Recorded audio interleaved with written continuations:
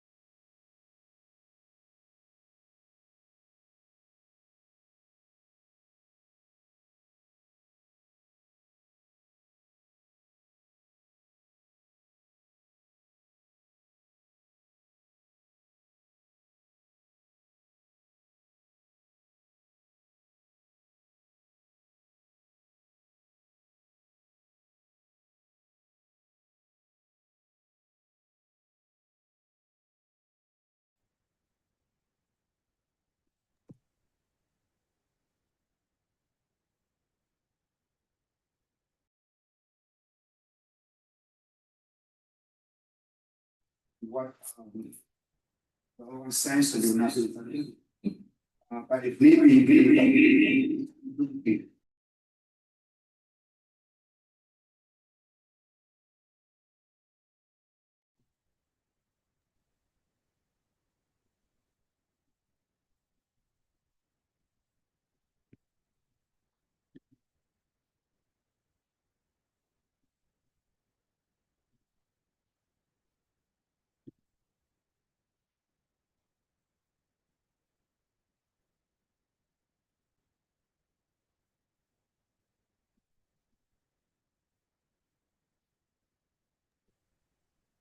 I don't think the people on video can hear, unfortunately.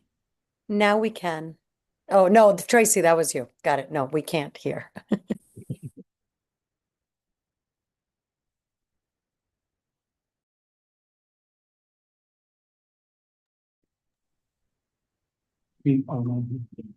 Hello, everyone. Welcome to the license committee meeting, which we meet on the second Wednesday of every month. My name is Isidro Medina, and I'm chairing this meeting with quorum. Welcome, everyone, for attending the meeting. Thank you. Welcome on board. I see that we have quorum based on the numbers that we have here present and also committee members that are present remotely. We're going to follow the agenda. Before we do that, there are issues going on some of our operators that have been assigned liquor licenses. I was present at a meeting that took place on the 34th precinct. And once we start the meeting, we're going to allow some of the residents that have serious concern about one particular operator. But we'll first start with the process of introducing the committee members, starting with my right, Lisa. Okay, I'm Melissa Sims and I'm an Inwood resident and I'm also a member of Traffic and Transportation. Thanks for coming tonight. Robin Cruz, I'm part of the license committee and also housing development. Welcome. Hi all, my name is Lucette Tavares. I was born and raised in Washington Heights. I'm on licensing. I'm on a special new committee, which is outreach. So thank you so much for being here. This is more of what we want. And I'm also on housing and human services. And it's a pleasure to be here with all of you. Welcome on board. I'd like to introduce the members that are now joining us remotely, starting with our former chair, Catherine Diaz. Catherine, you have the floor. Hi, good evening. Catherine Diaz, Washington Heights resident, and I'm also on youth and education. Followed by Stacy. Stacy, please introduce yourself. Hi, I'm Tracy McNeil, also Washington Heights resident, native New Yorker, represent Uptown. And I'm also on Parks and Cultural Affairs. Thank you so much, Tracy. Followed by, who are we missing? Hector. Hector. Yes. Hi, Yes, hello. Hector, please introduce yourself. How's it going, Chair? Thank you, Chair. How's it going, everyone? My name is Hector Bonilla. I am also Washington Heights native / Inwood native, born and raised. I serve as the current vice chair of the licensing committee, and I'm also on the land use committee. Please pardon me for not having my camera on. I have a nasty case of pink eye. Better. Hope you feel better. Shout out Hector. to the kids. Thank you. Before we start, just play it off with, till we get the lights on. We have some light issues here in the office, so we're going to get the light on. On that note, I'd like to see who's going to volunteer to write the minutes for this month. Oh, I don't think my computer. Anybody online have a computer? I do it. Okay. So Robin is going to volunteer for the minutes. I would like now to introduce the members of the police department, starting with the three. Do we have anyone represented from the 33rd precinct? Yes, Officer Espinal.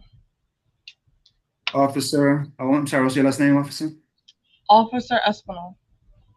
I'm here for the captain. He's busy. Excellent. Welcome on board. Followed by 3-4. Good evening, everyone. Officer Tavares here from the 3-4 Community Affairs Officer. Officer Tavares, welcome on board. On that note, I think that we're all set. Right? Hector's not in. Well, I don't know, Hector, if you have the agenda with you. And let me know if you can do the roll call. If not, I can take it up for myself here.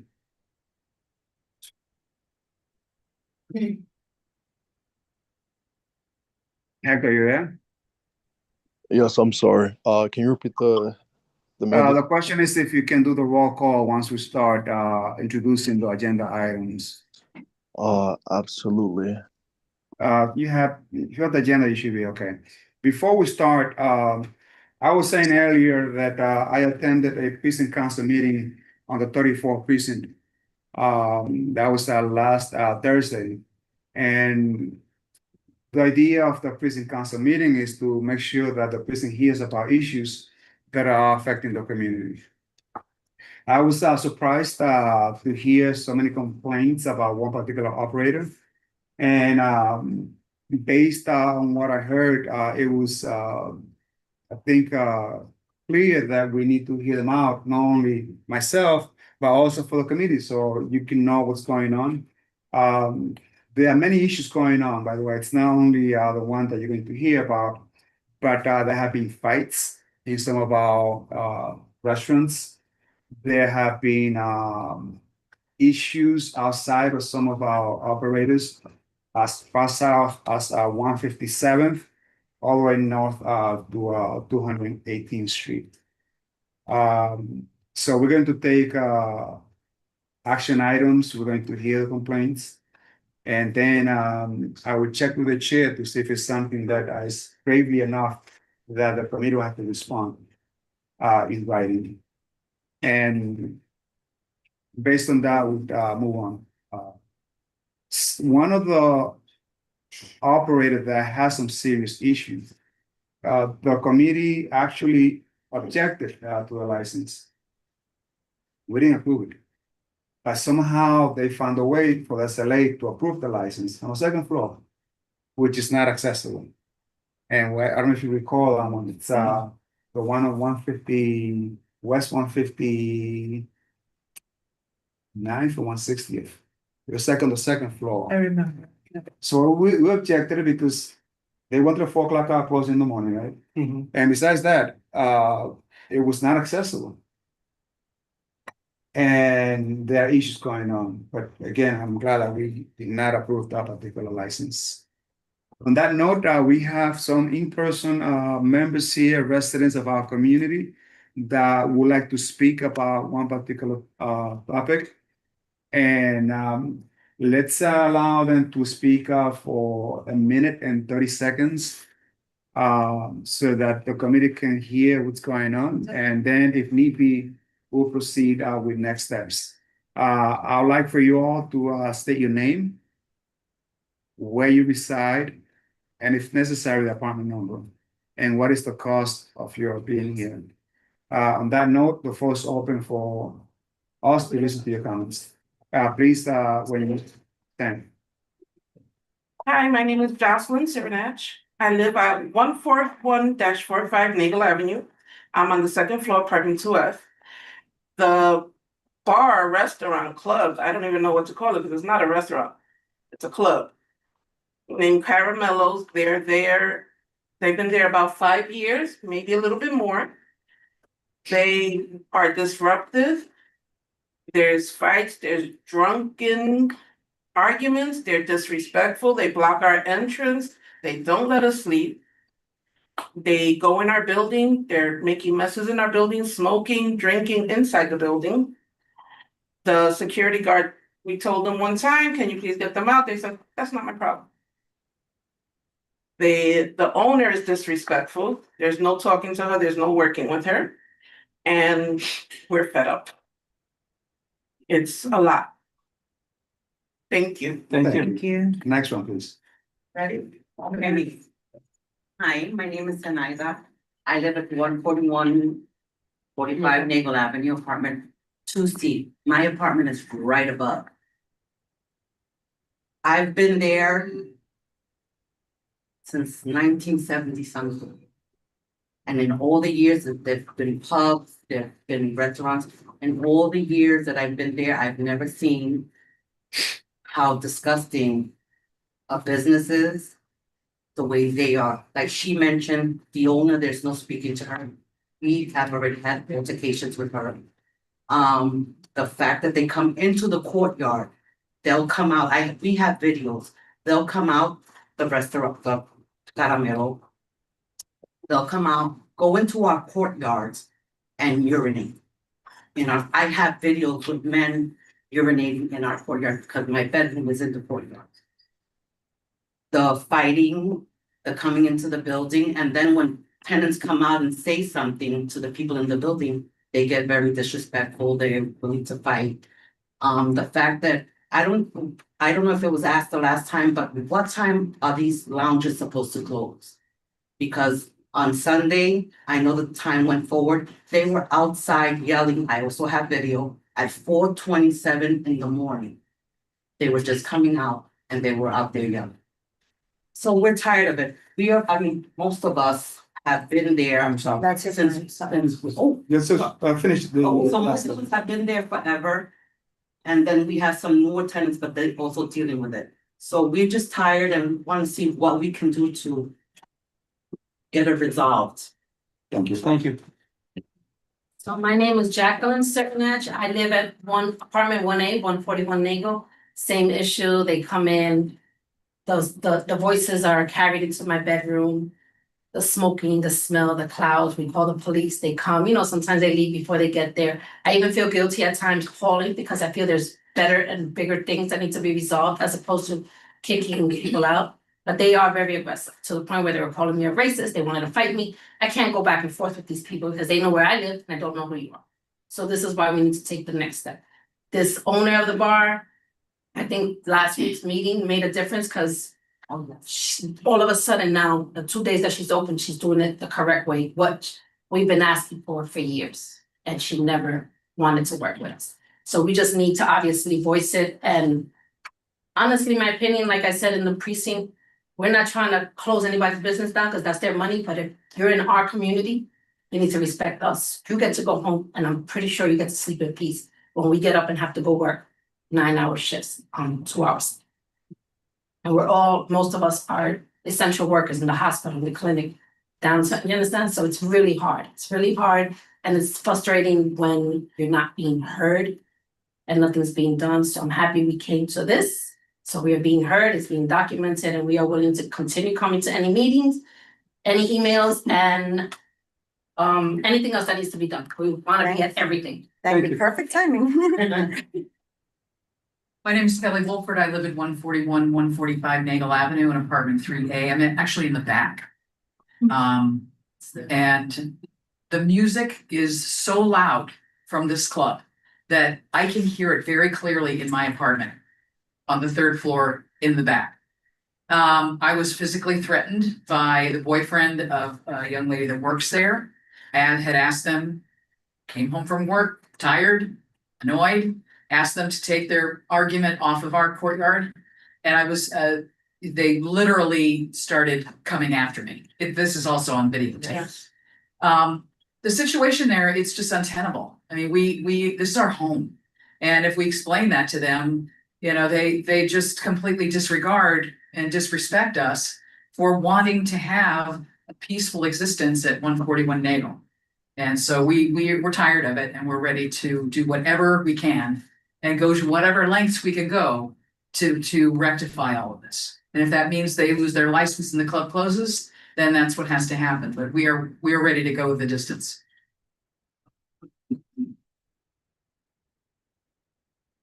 Anybody else? Hey, my name is Susan Graves. I live also at the same building, 141 Nagle Avenue or 141-45 Nagle Avenue.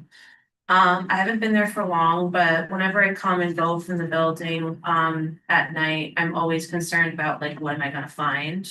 Am I gonna be able to leave the building and come back to the building and do what I need to do without being around like a lot of this kind of energy. And it doesn't feel welcoming. There's noise disturbances. We want everybody to have their business and also to be able to enjoy this business, but not at our expense. That's it. Thank you so much. Anybody else? So I have, I'm sorry, go ahead. Son. Hi, how are you? Roberto Perez, Jocelyn Sirnach's partner. I don't live with her, but when I do stay with her, it's a lot. Sometimes she even has a nice day out, nice night. Sometimes she has to go on the AC. not to hear all the commotion and the music. Cause when I'm in her apartment, you can feel the vibration on her bedroom, you know? So I want to state that, and I also want to state that sometimes in the summertime, they hog up all the parking spaces. Oh, yeah, the double Double parking, triple parking. Double parking, sometimes they have valet that people can't even park at a free parking because they, it's like it's theirs, you can't park here, because I'm gonna park another car here, you know? It's like that.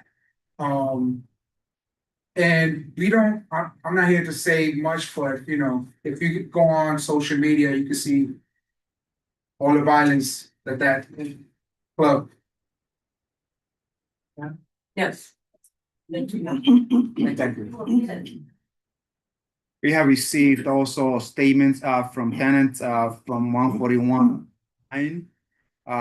We received that on the comments, so that will also be part of the record. This was submitted by Lonnie Polanco, who is also a resident there. I have received a huge number of our complaints, videos, photos about this particular operator. As residents, you know that as a community, we try to work together. We want to help our small businesses, right? And I think that we have been extremely fair in allowing small businesses to grow.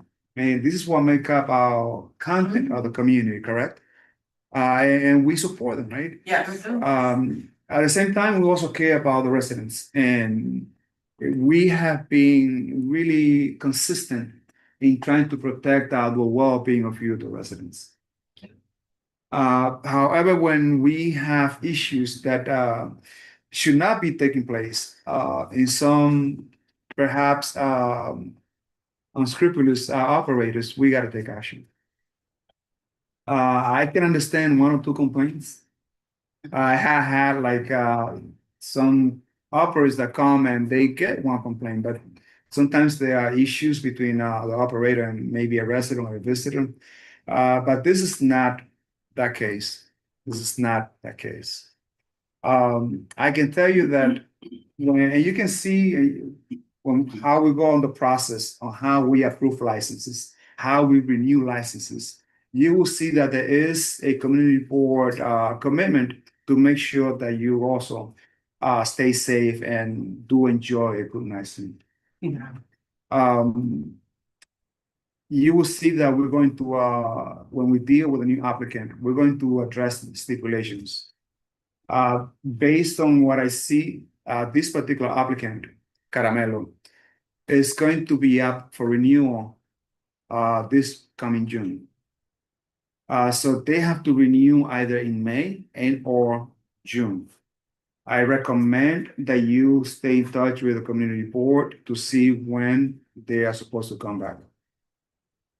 When they come back, I highly encourage you to come and raise these same concerns, because there will be a pattern of it, right? Based on how we address specific issues, each applicant that comes before the board, they have to post a good neighbor sign. I'm not sure that based on the experience here, that particular good neighbor sign has been implemented. They are also supposed to be displaying a phone number of the operator in case there are any issues like you're facing, that issue will be rectified right then, so will not go up to the next level, calling 911, calling PD, and also coming to the community board. So we want, like, sometimes to make sure that the issue gets rectified right then at that line, at that level. We also request that if the applicant is going to have music, that they install a sound limiter. Whenever there is a resident above, we're going to request that there will be a sound limiter. We also request that they also have to soundproof the business. They don't have. And when they come, you'll see that when they fill out the application for the renewal and all the new license, they actually signed a document where they said that they're going to soundproof the establishment and that they're going to install a sound limiter. Now, if that is not being implemented, we have a legal problem, right? So we do have mechanisms to make sure that this is prevented. Unfortunately, there are exceptions. I can tell you that your comments have been recorded. Thank you. Thank you for coming. You're more than welcome to stay to see how we work with the licenses. And what we do here, we don't make exceptions. We have been extremely consistent on how we approve and or disapprove licenses. So in case that you see other neighbors that will have similar issues, you can invite them to come over. Sure. I'm going to open the floor to see if committee members do have issues. I'm just gonna say thank you guys for coming here today. And also, you guys, when they come to us, they need to put a notice that they're gonna be coming to us. So you can see, they have to post it on the window of the establishment. So if you can ask more people to come, definitely we love They will, because today it was our first time coming, so a few of us decided to come. And the sign of with a number and speaking to her there's no speaking to her. Definitely, we need more people like you guys. Oh, thank you. We Because try. we work for the communities. So the We next try one- to help the community. Can I also point out that the ex-police commissioner, she was paying off the ex-police. That was him saying, that was her saying that she was No, gonna. no, I said he said, she said. Yeah. Don't worry about that. There was a lot of things said. Lisa, do you have a? I have a question, and it would be good for you, Chair. Would calling 311 help, like documenting it that way? Yes, residents, whenever you have issues, thank you, Lisa. Please be sure to call 311 because that gets recorded into the complaints, which will be registered with PD. And based on the numbers of complaints, PD will bring that to our attention. And that would help. And that will help Isidro. us, make a decision. 311. I'm sorry, I see that we have Good evening, someone, Isidro. It's Officer Tavares. Can I jump in? please do. Hello everybody. This is Officer Tavares, 34th Precinct Community Affairs Officer. I want to let you guys know that Isidro is completely correct. We do need the public, the neighbors, the area to give 311 complaints, because that is how we know that the establishment is an issue or is not an issue. If there's no 311 complaints, we don't think that it is an issue unless we show up and we notice issues.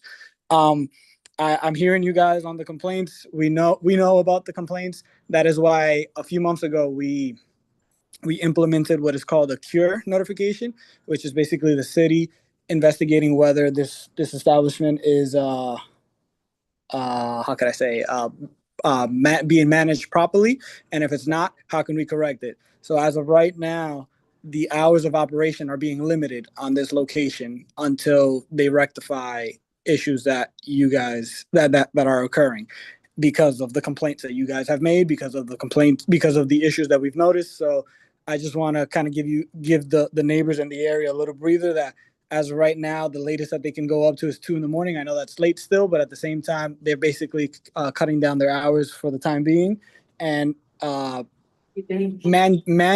that their operation gets fixed, or sadly, their business will be shut down if they can't operate where in a manner that will help themselves and help the community and make sure that the community isn't affected by it. I have one. Let the officer finish, please. The last thing that I did wanted to say, because I did meet with some of those neighbors, I gave out my card so I can get the phone number of the super of that building, so I can try to help rectify that, because that is a big issue where everybody has access to the building. I don't think that's safe for anybody, whether it's individuals going in or the people that live at the building. If that could be provided to me, if not, I'll swing by to the building itself and get the super's number. But I just want to make sure that I actually get his proper number. Thank you so much, officer. Always. Let me now allow Catherine Diaz to speak. Catherine, you have the floor. Thank you, Cedar. What I don't know if the program, well, two things. The cure notice, I think if there's anything, even if it's just like a statement of that can be given to the board office, that would be helpful. Because, just one, I forgot who spoke earlier, but they said that, time jumped ahead on Sunday and people were still coming out the establishment at 4 a.m. And so obviously if their hours were cut till 2 a.m., then that's an issue. And that's if obviously the establishment was still open. Secondly, I was going to say, I don't know if the CURE program is part of the Office of Nightlife, but that's obviously also an option on the table, I think. I don't know if folks have already explored that. But I think like for us and the committee in general, like if they've been making some steps towards progress in the last month, obviously, between now and when they come before the board, if besides 311, if any of the attempts through the Office of Nightlife, like around mediation or any of their other programs, they either reject or don't work, then that's also helpful as part of the record, I would say, because then it's like you guys have tried to meet in the middle and have had discussions. And so whether or not that's successful or whether or not the establishment accepts those proposals, and it's helpful for us to know too. So just wanted to share that other tool. Thank you, Catherine. Before we proceed, I'd like to recognize the present board member. Liz Ritter, please introduce yourself. Hi, my name is Liz Ritter. I'm not a member of this committee. I'm a member of the board. I like to attend periodically meetings of other committees that I'm not on, just to get some experience on the work that they do. So presently we have many residents that are complaining about one particular operator. And who is that? This is Caramelo of 141 Nago. Oh, yeah. And we received many complaints. Yeah. So let me ask you one question. What would you feel that is correct, balanced, or fair? Or expectation for this business, being real, what would you like to see? Just quickly. More control of their crowd. Okay. The control- outside and crowd the control. inside. And the music. And the music and more security. Because if they had more security outside, then they would be able to push the crowd along, like no loitering here. You would be able to catch them before they came in. Because they pull on the door. If you pull it hard enough, you can come in. It's cold outside, they come inside. Then I am bombarded with the smell of. And to be fair, there's 2 police officers that are posted in front of our building, but in front of them also, but after a while, they have to walk around. So when they're walking around and they're not posted, that's when the people start coming into the courtyard and doing what they're gonna do. And I've actually gotten up there, and got police officers from outside to come get them. To come out of my building. I'm like, so what extreme? Excellent. So I'm going to check with the chair of the board, to see if it's possible for us to coordinate a meeting with the Office of Nightlife, the community board, and the owners to see what kind of middle ground we can reach. Based on the conversation, perhaps you will see a difference. If the problem continues, you have an opportunity to come back either May or June. Please check with community board to see when this license is going to be renewed. But we'll definitely make an effort to make sure that your concerns are heard even beyond the board. Just wanted to thank everyone for hearing us. We all signed here, so we can come for the next meeting. All our, yes, we can. Thank you. On that note, you have a good night. Thank you very much. And again, Thank you. if you want to stay, just to see how we review the license, please feel free to do so. On that note, let's proceed with the agenda.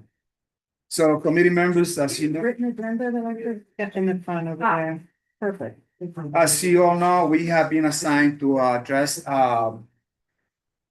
the cannabis. So all cannabis licenses are going to come to this committee. Let me swear to you, like, we will finish out.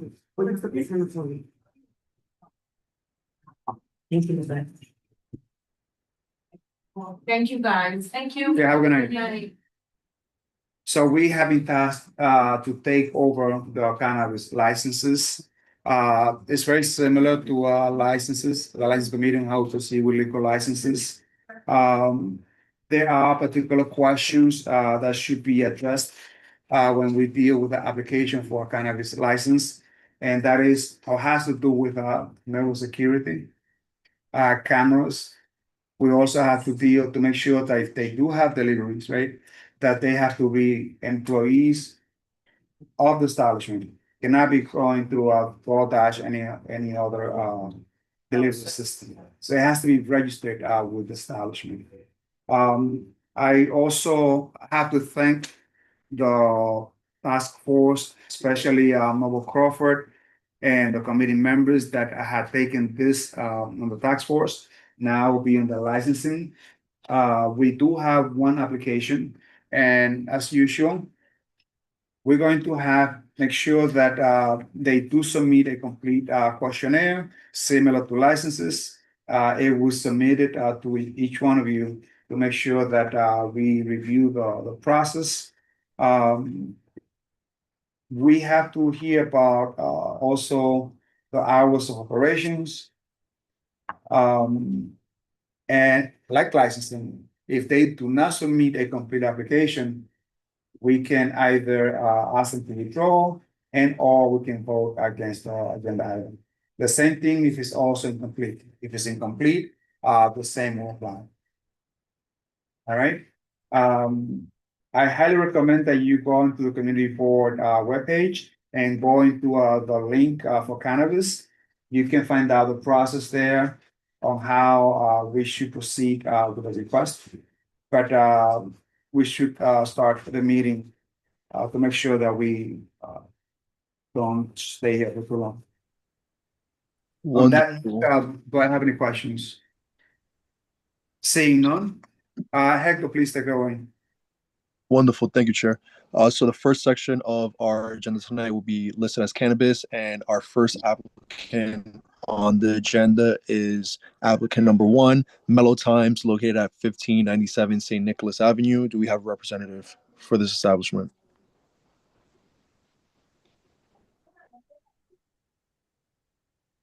They're the ones that came last time. I see that. I don't know if she can hear us. Dr. Flo. Dr. Flora, we cannot hear you. Please come introduce yourself to the committee. Dr. Flora Luyendo, please come. Can you hear me now? Yes, we can. Okay, all right, wonderful. So I couldn't hear if you asked me a question or not. Did you guys ask me a question? No, we'd just like for you to introduce yourself to the committee and tell us a little bit about the project that you have coming up. Okay, good. Now, loud and clear. So my name is Dr. Flora Luyando. It's a licensed dispensary, legal in the cannabis dispensary. It's been over 5-6 years that we found a location, and finally it's in the Washington Heights area. It's a minority Latino based company for about 6 years, and we're legally licensed. And I'm looking forward to being a part of the community. And we have certification for 2 years. We have our license as well. So looking forward to it. Any questions? I'm here and available to answer any questions. So you already have the license, correct? The certificate? Yes. Can you tell us a little bit more about the products that are going to be sold at this premise?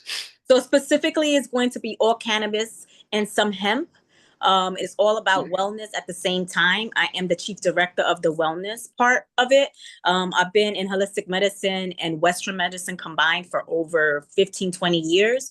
So our purpose is to definitely know that this is also medicine, but it is also a type of medicine that it has to be just protected just like anything else.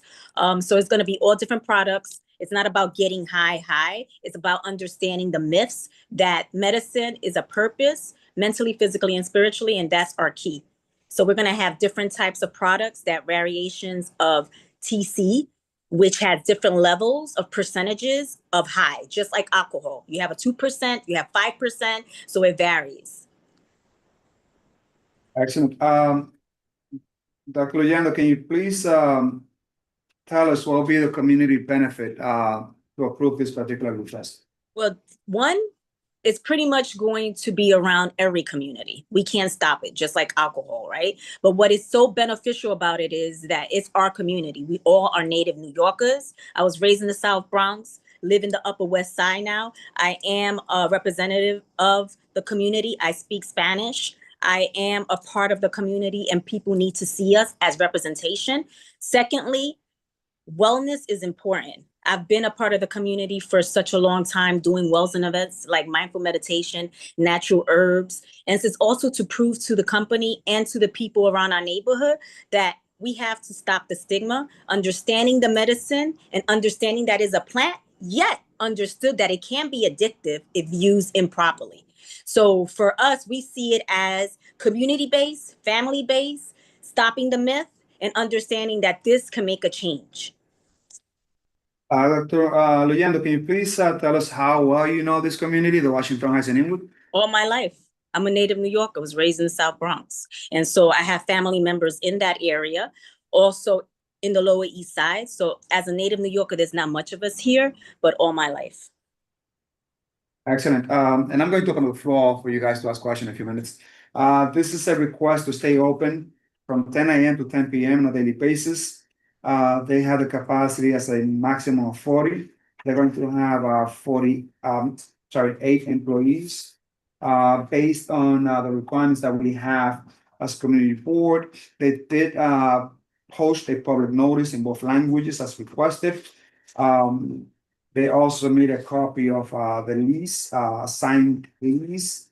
And on that note, I'm going to open up the floor to see what is the opinion of the 34th precinct, and then we're going to open up a question from committee members. Officer Tavares, you have the floor. What's the opinion of 34th precinct?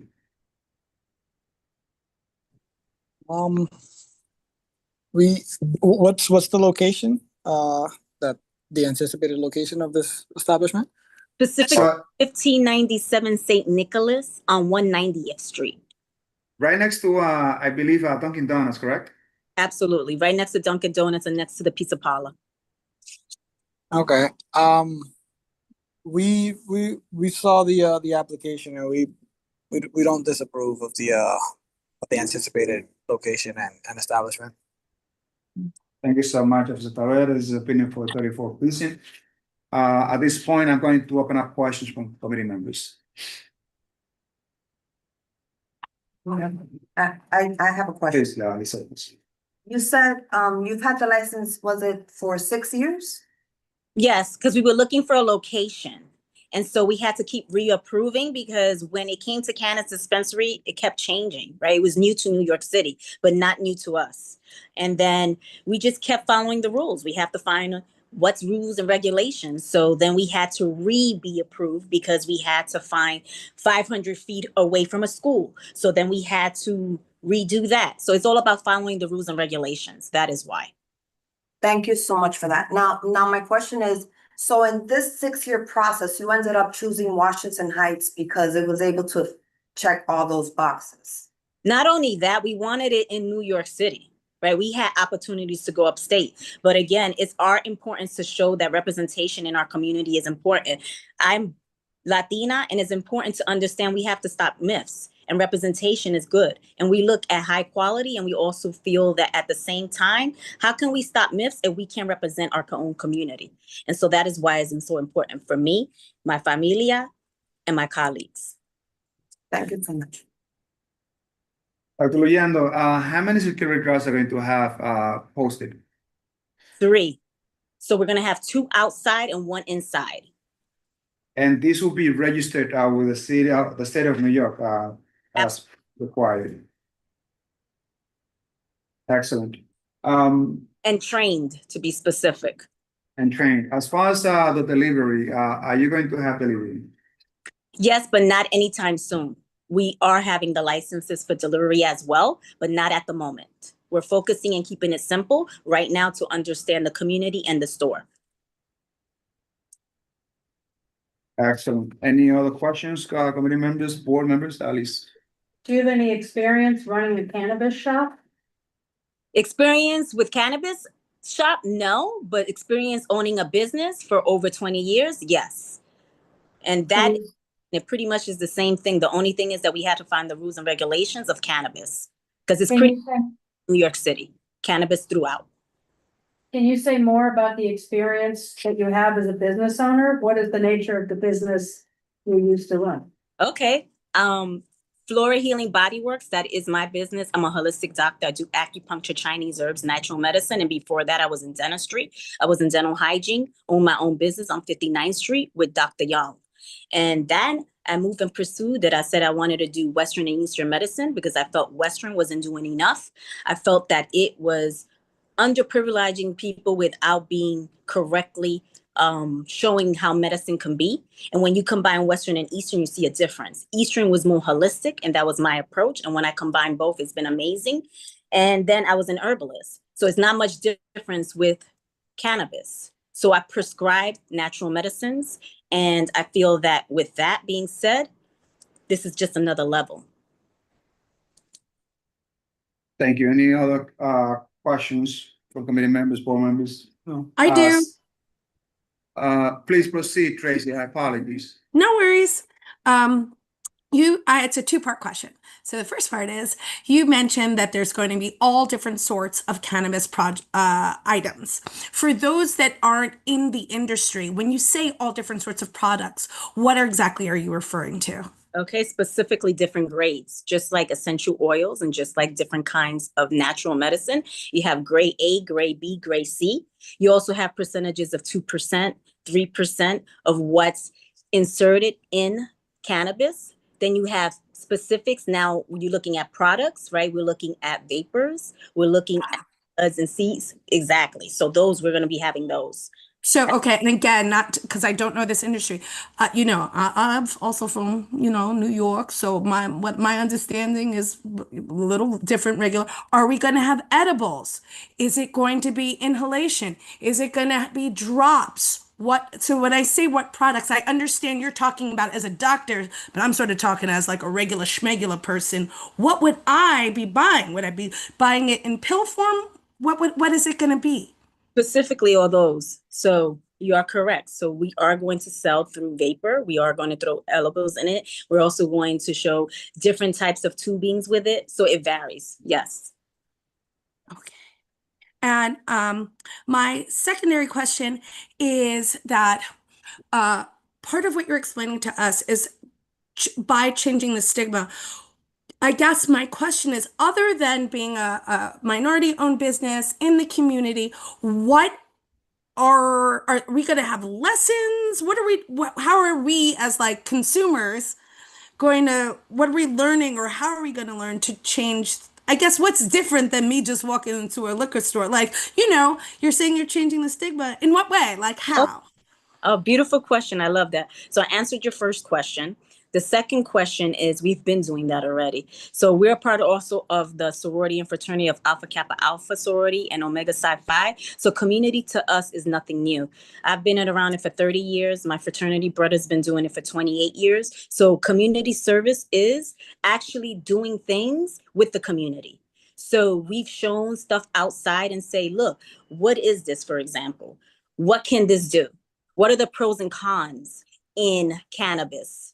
Can it hurt you? Yes, excessively if you use it improperly. So we'll do community service things about educating the community, which we have. I can even show proof of that, where we've done that throughout the 6 years while we were getting our license, is going into the community, having an outside base and people coming in. I've done mindful meditations with ear seeds and have a table showing the myths and the pros and the facts of what cannabis can do with the community. We also provided like a street fair with community.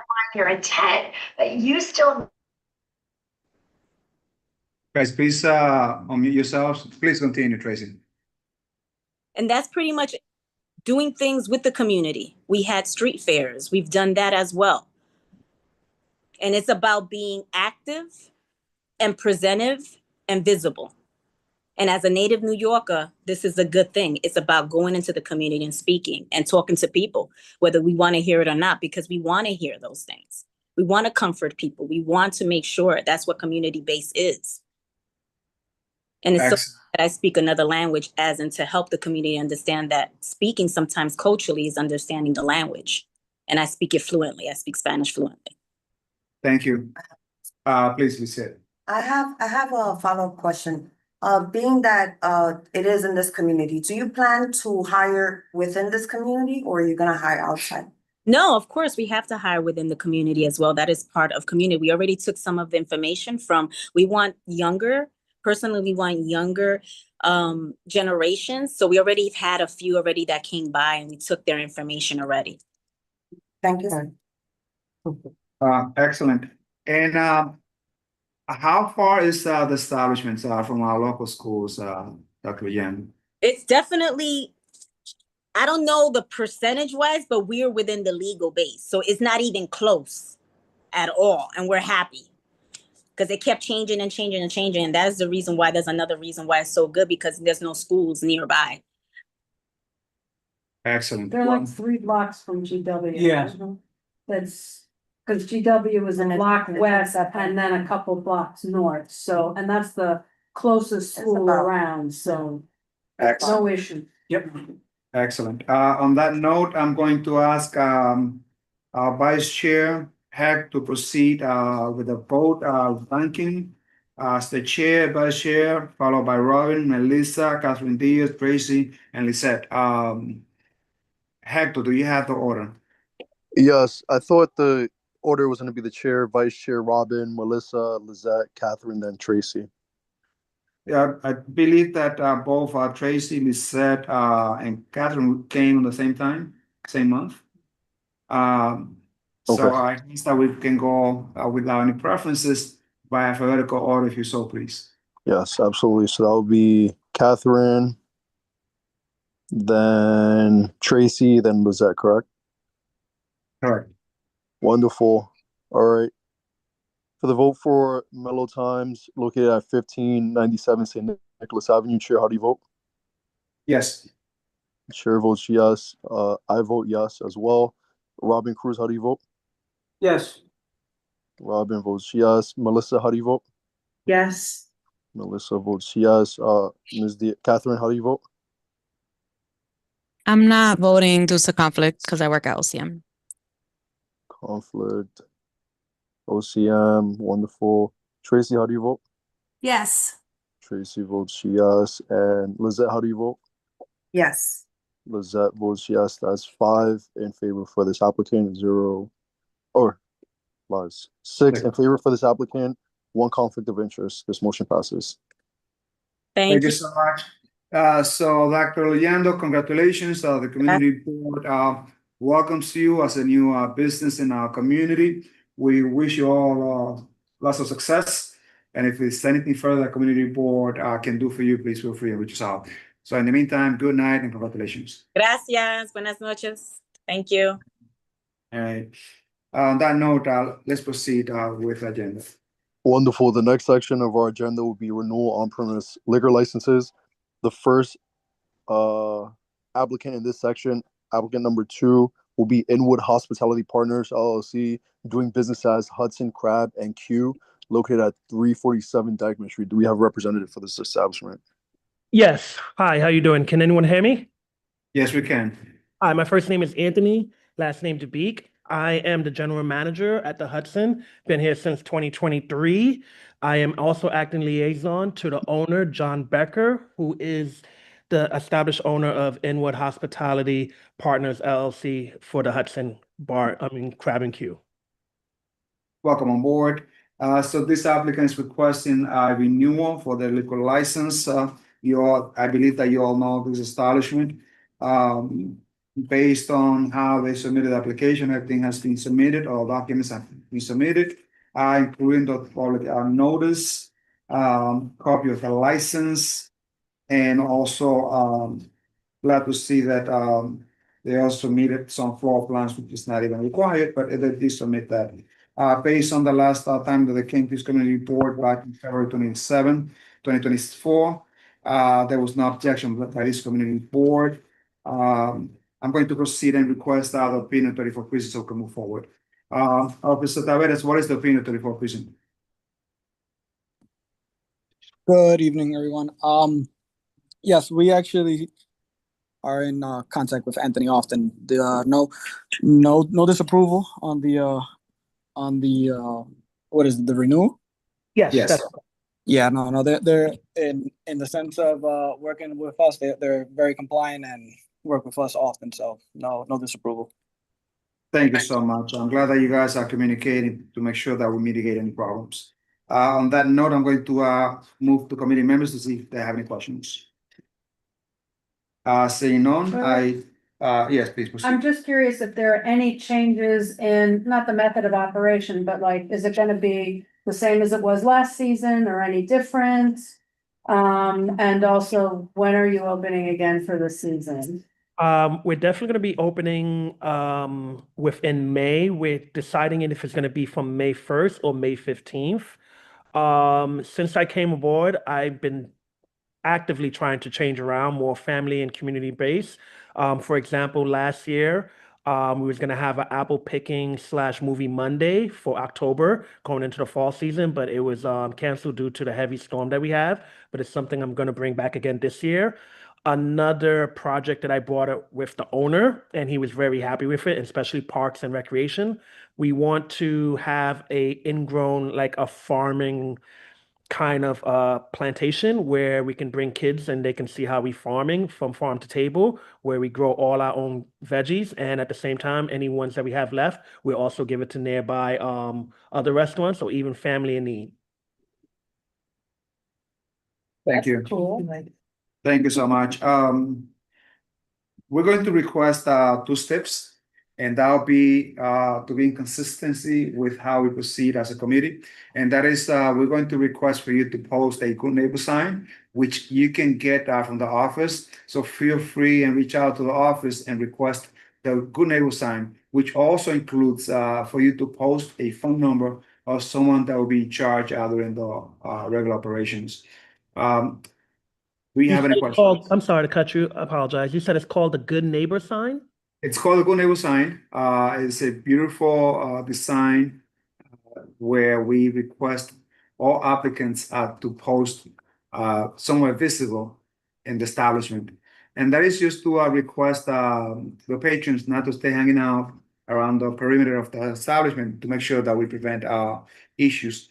And if there are any complaints, that they will call the operator to make sure that the problem can get rectified right then and then. Liz, you have a Thank you question? so much. Yeah, this particular venue is unusual in that there's no residential property immediately around it because it's all the way at the end of Dykeman Street.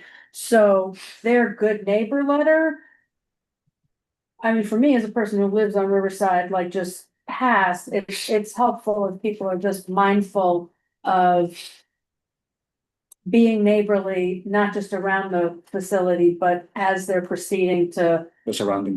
Broadway to like get the public transit. Absolutely. Excellent. On that note, if there are no questions from the. I would just say, is the good neighbor sign, is that available online or does he have to request that? And hi, Anthony. Hi, Nice to how are you see you. doing? Nice to Good. meet Do we you. have to request that? Does he have to request that from the office? My understanding it has to be requested. Okay. I'm not sure if it's, I'm not sure if it's posted online. Okay. I'm just not sure if it's on the website. This. In general, for this and other applicants, does it make sense for that to be the kind of thing, I'm kind of a tech idiot, but that's like downloadable from the website? We can check, we can request the chair to make such a recommendation because it That'd makes be sense. great. I was about to say that it would be easier for the merchants to download and post it right away. Yeah, I'll double check just to make sure because to be honest with you, it's better to double check. I have one question off topic, Yes. but with the community. So you know the end of our restaurant, we have the cul-de-sac, which is the parking at the very end of adjacent to the restaurant. Mm-hmm. And obviously, when the summertime comes along, we do get a lot of guys with their loud cars and pretty much like any kind of vehicles, very loud, doing donut spins, all late into the night. Sometimes I get the parks to give me phone calls at 3, 4, 5 in the morning if something goes on. there's an item I would love to possibly get one of your emails to show you. In my neighborhood in Throgs Neck, they have this station. It's a mobile station for NYPD. I think it runs on, it's a generator, but it has cameras and it has a giant microphone. And it's stationed at this area in my neighborhood that's sometimes had like a little bad kind of situations going on, but it helped it tremendously because there's a camera that every 30 or 40 minutes it communicates to everybody saying, hey, you're constantly being recorded by NYPD. This is something I would love to possibly get the 3-4 or someone involved, because it seems every year you have a lot of people that come again into the cul-de-sac. Sometimes it hinders our business from having parking, and it sometimes get really shady where some fights can be drawn there. Sometimes it can be a lot of hiccups during the summertime. And it's something we definitely want to help prevent, because usually they still have that old stigma of La Marina, and we're trying to step away from that. And having this mobile generator police command station would be very helpful. That's something that you should follow up with PD. Okay. And, check with them. Before I close, please. To his point, almost all of the problems that I have with this location, again, I live on Riverside Drive between Staff and Henshaw, are related to what he just described, not to the business at all. It's the 2-3 o'clock in the morning, massive party scene at that cul-de-sac and in that part of the park, not the licensee. Yeah, PD received some complaints at the council meeting. And to one point, it got so bad that they actually got a call from Jersey side. It was so loud that he actually bothered the next state, which is incredible. That can address that, because Public safety. That would be public safety and not park. Amsterdam by north of 189, like behind George Washington Oh, High yeah, School. classic. They already started and it's bad. Really? So it's something that we should bring to public safety as an Yeah. issue. Yeah, I was gonna add, so I really liked Anthony's idea about the signage to have there, and I think that's something really easy that parks could implement. So whether it goes to the Parks Committee or just the office themselves talking to parks to see if they're down to do something like that, I think would work nicely. I just wanted to add one thing. I know that Anthony, I think it might be the year before you were there, but the 34th precinct did for a while, the summer before, they were closing down the cul-de-sac to any traffic because there were a lot of complaints in Inwood. Like you could hear it in New Jersey and all the way up Broadway. So it's definitely, it's a real issue. Excellent. So let's proceed with two steps in place with the vote. Hector, take it away. Wonderful, Chair. How do you vote? Yes. Chair votes yes. I vote yes as well. Robin, how do you vote? Yes. Robin votes yes. Melissa, how do you vote? I have a conflict of interest. A board that I serve on does business with the establishment. Wonderful conflict. Catherine, how do you vote? Yes. Tracy, how do you vote? Yes. Lizette, how do you vote? I vote yes. Yes. That is 6 in favor, 1 conflict of interest. This motion passes. Thank you so much, Hector. So congratulations, Anthony. Don't forget about to pick up or ask for the good neighbor sign. And you have a good night. Thank you so much. Good night, everyone. Night. Good night. Let's proceed the next agenda item, please. Absolutely. The next agenda item is agenda item number 3. This is still in the category of renewal on-premise liquor licenses. This will be Sugar Mama Bakery LLC, doing business as Dutch Baby, located at 813 West 187th Street. Do we have a representative for this establishment? Yes. Yes, hi, we're here.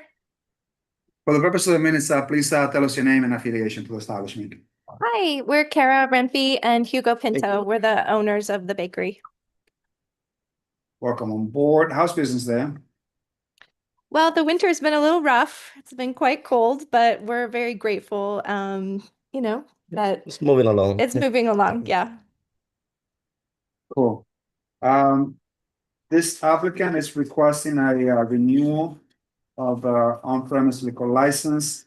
I do see that you guys did not submit a copy of the liquor license as part of the requirement. I recommend for the committee to consider to see if they can send us a copy of the liquor license before Friday. Would that be something that you guys will feel comfortable? Yeah, we can do that. Yes. As a state? Yes. All right, so based on that condition, let's continue with the discussion. I'd like to hear the opinion of 34 precinct. Officer Taveras, what is the opinion of 34 precinct? Mike, do you know?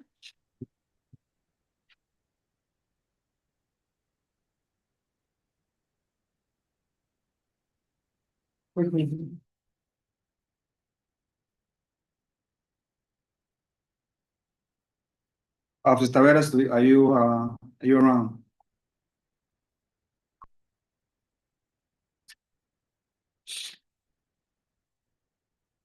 Let's proceed. Do I have any He's off. questions? Yes, I'm gonna call him right now. I think he stepped out to use the restroom.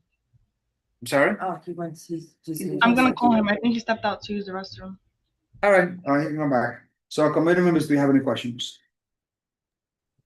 Liz. This place is great. Their food's incredible. They're really good neighbors. They're clean. They have lots of bathrooms. They're accessible. They're supportive of community things. They're not loud. They maintain their sidewalk. Also, their biscuits are. So I'm going to enter that into a resolution as a comment from our committee members and board members, supporting the establishment for the great service and community engagement. Second by committee. Second, yeah. Thank you very So much. thank you. That's very kind. We appreciate it. We appreciate you. See, we also have great businesses, right? Yeah. On that note, we're going to recommend two steps, which is one to display a good neighbor sign, which you can get it from the office, or you can check to see if it's can download it. But if not, please check with the office to make sure that you get what we call a good neighbor sign. Okay. And that should be displayed as visible when you enter the premise. Okay. We also like to get a copy of your license, no later than March 20th before 5 p.m. That'll be Friday, March 20th. You will submit a copy of your license because it's part of the requirement for the committee. Sorry, just to clarify, you just mean like a picture of our existing current license? I just want to make sure I send the right thing because I have a PDF here. That's what you want? Yes, correct. That can be quite easily read, so we can know the expiration date and all of that. So send us that picture. Of course. And I'm sorry that that wasn't included. Thank you. We'll send that right over. Sure. Do understand that if for any reason we do not get a copy of that license, as chair, I'll be obligated to change the opinion of the committee to a rejection.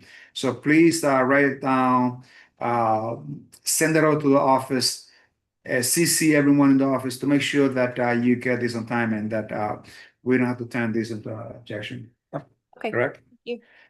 On that note, is Officer Tavera back? Officer Tavera, no? Let's proceed to a vote. Hector, take it away, please. Wonderful. For Sugar Mama Bakery LLC doing business as Dutch Baby, Chair, how do you vote? Yes. Chair votes yes. I also vote yes. Robin, how do you vote? Yes. Robin votes yes. Melissa, how do you vote? Yes. Melissa votes yes. Catherine, how do you vote? Yes. Catherine votes yes. Tracy, how do you vote? Yes. Tracy votes yes. Lizette, how do you vote? I vote yes. That is 7 in favor of this applicant. It passes. So congratulations, family members, this community. You're doing an amazing job in keeping this amazing business open. We wish that you do well. thank you for being a great establishment. And the comments that were raised by the members are going to be part of the resolution. On that note, congratulations again, and you have a good night. Thank you night. so Thank much. you. Good night, everyone. Good night. Wonderful. Moving along to the third applicant in this section of renewal on-premise liquor license, and that will be applicant number 4, Vida Enterprise, doing business as Pate Pablo, located at 253 Dykeman Street. Do we have a representative for this establishment? Sorelia Tavares, good evening, everyone, representative for Pate Palo. It's a privilege to represent this applicant. He's been in the neighborhood forever. And just so Carl is just a wonderful, Carl Cutting is just a wonderful person. Pate Palo is located at 253 Dykeman Street, New York, New York. On Dykeman, he's one of the last licenses before you reach Payson. We have a letter grade of A. It is a user-friendly, community-friendly restaurant, no violations. Carl is a community member, and we're here for any questions. We're here for our renewal. Thank you And if so any much. issues or anything of that nature. This applicant received a name the last health inspection. The last time that this applicant came to this community board to request a renewal liquor license was March 26, 2024. Let me open up the floor to see if the 34 is back. Officer Taveras, are you back? Tell you about how Okay, Officer Yes, Taveras. hi, yeah, I'm here. I'm sorry. Officer, please. No objections on Pate Palo. No objection on Pate Palo. I must say that Carl has been. The background someplace. Someone has, please mute yourselves, because there's a background noise that's going on. And I can check here. It's really. Okay, it's everybody muted. Thank you so much. So Carl has been a great operator based on what I know of Carl. Very engaged in the community. I like the food as well. It's great food at great prices. I'm surprised that Carl is not present because he's usually very involved. So my kudos to the establishment. And that will also be part of the record. Do I have any questions, committee members? Yes, proceed, please. Agree with you on the food and beverage, delicious, great price point. I just would ask the applicant to be more consistently thoughtful about their use of the sidewalk immediately outside of the establishment, because it's sometimes difficult to pass by. There's supposed to be, 4 feet or however, it's not always easy to pass by the establishment. So if they could just So be careful with the. is this like a lot of patrons hanging out or just It's a combination of encroachment. It's mostly people who are hanging out. Yeah, it's just not always easy to, sometimes you have to just kind of walk in the street to pass by, in that block. There are tables, chairs, It's like a small little enclosure. It's a small enclosure, and then if there are patrons who are hanging out, either as they are waiting to enter or chatting with people as they're leaving, it's, you just can't always pass by.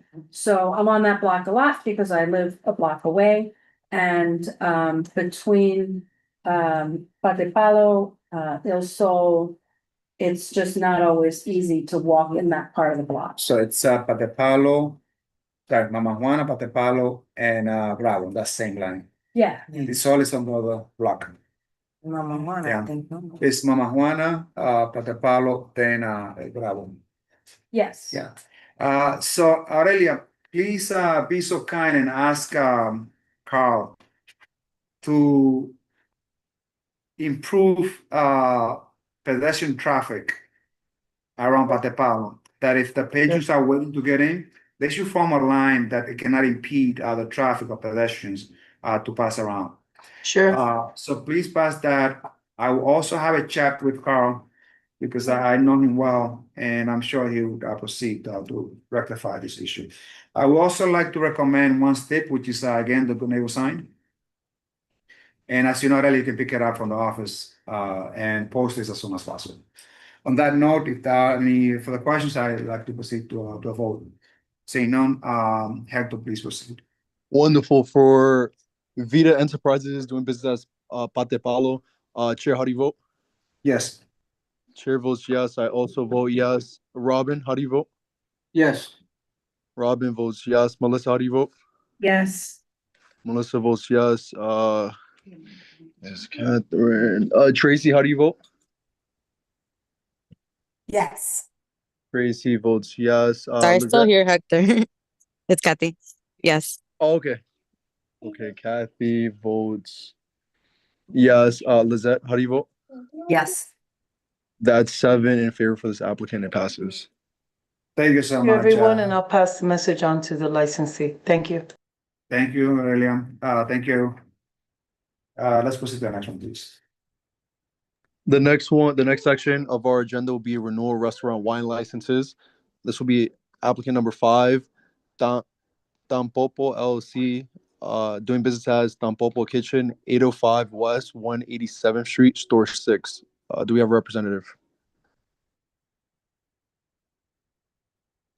Once again, the establishment is Tampopo LLC, doing business as Tampopo Kitchen, 805 West 187th Street, Store number 6. Do we have a representative? On that note, they did submit a complete application. Based on the public notice, everything is in order. I must say that this is an amazing establishment. Yeah. I know the owner like really well. Again, another great operator, right? So we're doing good. We're doing good. Josh, who is the owner, has been in the community for a long, long time. Also engaged the community really well. Really happy that I hope that they're doing well business wise.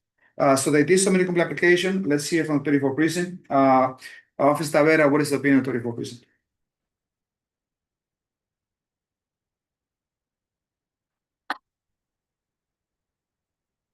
We're not for sure there, but.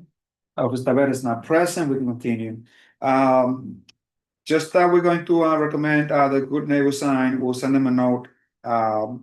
But I never had any complaints about this particular. Oh my God, they're great. Yeah. On that note, I recommend that go to straight vote. A wonderful chair. Chair, how do you vote? Yes. I also vote yes.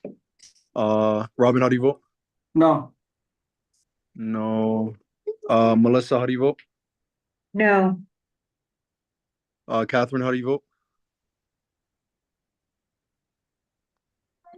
Okay. Tracy, how do you vote? Yes. Tracy votes yes. Lizette, how do you vote? I vote no. Lizette votes no. That is 4 in favor and 3 in opposition. This motion passes. Very well.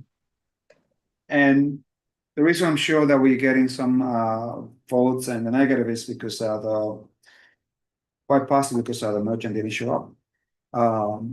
But on that note, this application passes. Let's proceed to the next agenda item, please. The next agenda item is 156 Via Restaurant Corp. Located at 1944 Amsterdam Avenue. Do we have a rep? Again, this is 156 Via Restaurant Corp. 1944 Amsterdam Avenue. Do we have a representative? Seeing none, I'll defer to Chair. This particular applicant did submit an application. However, it does lack a copy of the liquor license. If they were here, we would require or ask them to send us a copy of the license by Friday. But since they're not here, we cannot make any compromises. And on that note, this is an incomplete application as it stands. And if there are no positions, I'd like to go straight to a vote. Yep. Let's do that. Proceed, Hector. Wonderful. Chair, how do you vote? No. I also vote no. Robin, how do you vote? No. Robin votes no. Melissa, how do you vote? No. Melissa votes no. Tracy, how do you vote? Well, it's not. I'm voting no. Lizette, how do you vote? No. This motion does not pass, Chair. What about Catherine? Did you, maybe I think we skipped, Catherine. Is she still on? She told me that she was running to, she had to run to work. Okay, cool. Cool. Thank you. Yes. Thank you so much, Catherine. So this application, fails. Very well. So let's proceed with the next agenda item, please. Wonderful. Moving to the next section of our agenda will be class changes. And this is applicant number 7, El Pitallito Corp. 3854 Broadway. Do we have a representative? Good evening. Yes, Sandra Hahn is present. I'm the representative for Pitallito Corp. And also present with Jordana Flores. She is the owner of the establishment. So I'm here today for a class change from the current wine license. They would like to apply for the hard liquor license. We actually met about 2 years ago in the commuter board meeting regarding our wine license application. And as far as I'm aware, the owner has been an excellent neighbor to the staff, to the neighborhood, and has been a good manager for the establishment. She and one of the managers are ATAP certified to make sure that they increase more the security, to make sure they administer the restaurant correctly. They check IDs and making sure that no intoxicated people in the restaurants, and no fights, no loitering outside the establishment. She kept having the good neighbor sign posted at the entrance door for the past 2 years. And also she also keeps a sound limiter device to make sure the noise do not get out of the establishment as well. And as far as I know, there are no SLA violations, no 311 complaints, no police reports as far as I'm concerned. And this establishment has been operating since 2014. There was a change of ownership about 2 years ago. That's when Joanna Flores took over the business. And the reason why we actually here and went back again for this class change, there was a great need for this establishment just to serve a small amount of cocktails, especially margaritas, that requires a tequila to be served at the restaurant. We're not looking to have like a full liquor bar in the establishment. The restaurant, we have the same food menu. There are no physical changes or alterations at all. And she has the current amount of tables that we declared last 2 years with 10 tables and 44 chairs. So basically what she's looking just to have a few cocktails, especially Mexican cocktail that requires some of the tequilas and very traditional cocktails from Mexico that she would like to offer the customers. And also on the questionnaire, if you take a look, currently the hours of operation of the establishment is from 8 to 12 every day. And because of the fact we would like to change to the hard liquor, we just want to bring it to the table. It is only a proposal that we would like to change the opening hours from 10 o'clock in the morning, and from Sunday through Wednesday and close at 2 a.m. If it's possible, from Thursday through Saturday at 4. This is only a proposal. We just would like bring to the table what are the changes we would like to have in the license. And also we currently have only recorded music stipulated, but we also would like to add the DJ, the karaoke, and also security personnel. Sandra, I'm sorry, let me interrupt for a minute. We hear the necessity to do the class change, to perhaps there is a need to diversify the drinks to attract what I believe more clientele, so that you can increase the sales. We can entertain that request. We will not be able to entertain the request that you have for the hours, because that is a different request. The application that you submit is a class change, which means that you're going to change from a restaurant class to a full liquor license. For you to request the hours, that will be to change the method of operations, and that will be a separate application. I highly recommend that you, even though it's not in the application, that you do not address that, because that's going to request us to have a different application from you. So we're not going to entertain the hours of operations to be changed. That is correct. That is fine. That is fine with us. As of now, we're only going to entertain the request to do a class change, to an upgrade from a restaurant one license to a full liquor license, based on the need that you have, that you indicated.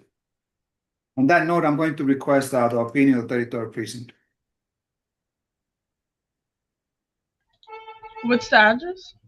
The address is 3854 Broadway, and that is West 161st Street. And the name of the place is Pitayito Corporation. We have no issues here. So no issues from the 33rd precinct. Thank you so much, Jefferson. I'm going to open up the floor now to see if there are any questions from committee members about this class change. Seeing none, I'm going to request we'll do a straight vote. With Sandra, you did indicate that you have the good neighbor sign, correct?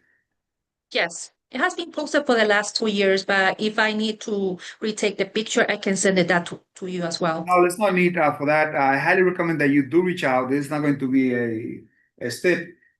Do reach out to the office and pick up the new or updated good neighbor sign that we have, so you can post it.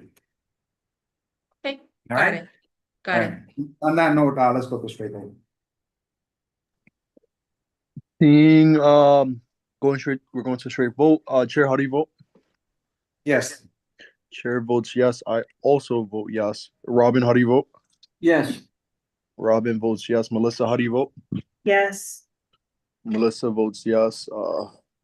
Right here. Tracy, how do you vote? Yes, on the class change, yes. Yes, correct. The class change. And Lizette, how do you vote? Yes.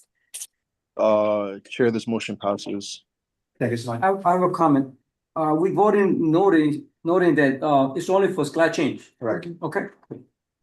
So on that note, Sandra, congratulations. The committee would recommend for you to get this upgrade. However, we need the approval of the general board members when we meet next time as a general board. So as of now, this application passes, but before I move, I'd like to recognize Alice. Yeah, just because it was raised in the meeting, is bus.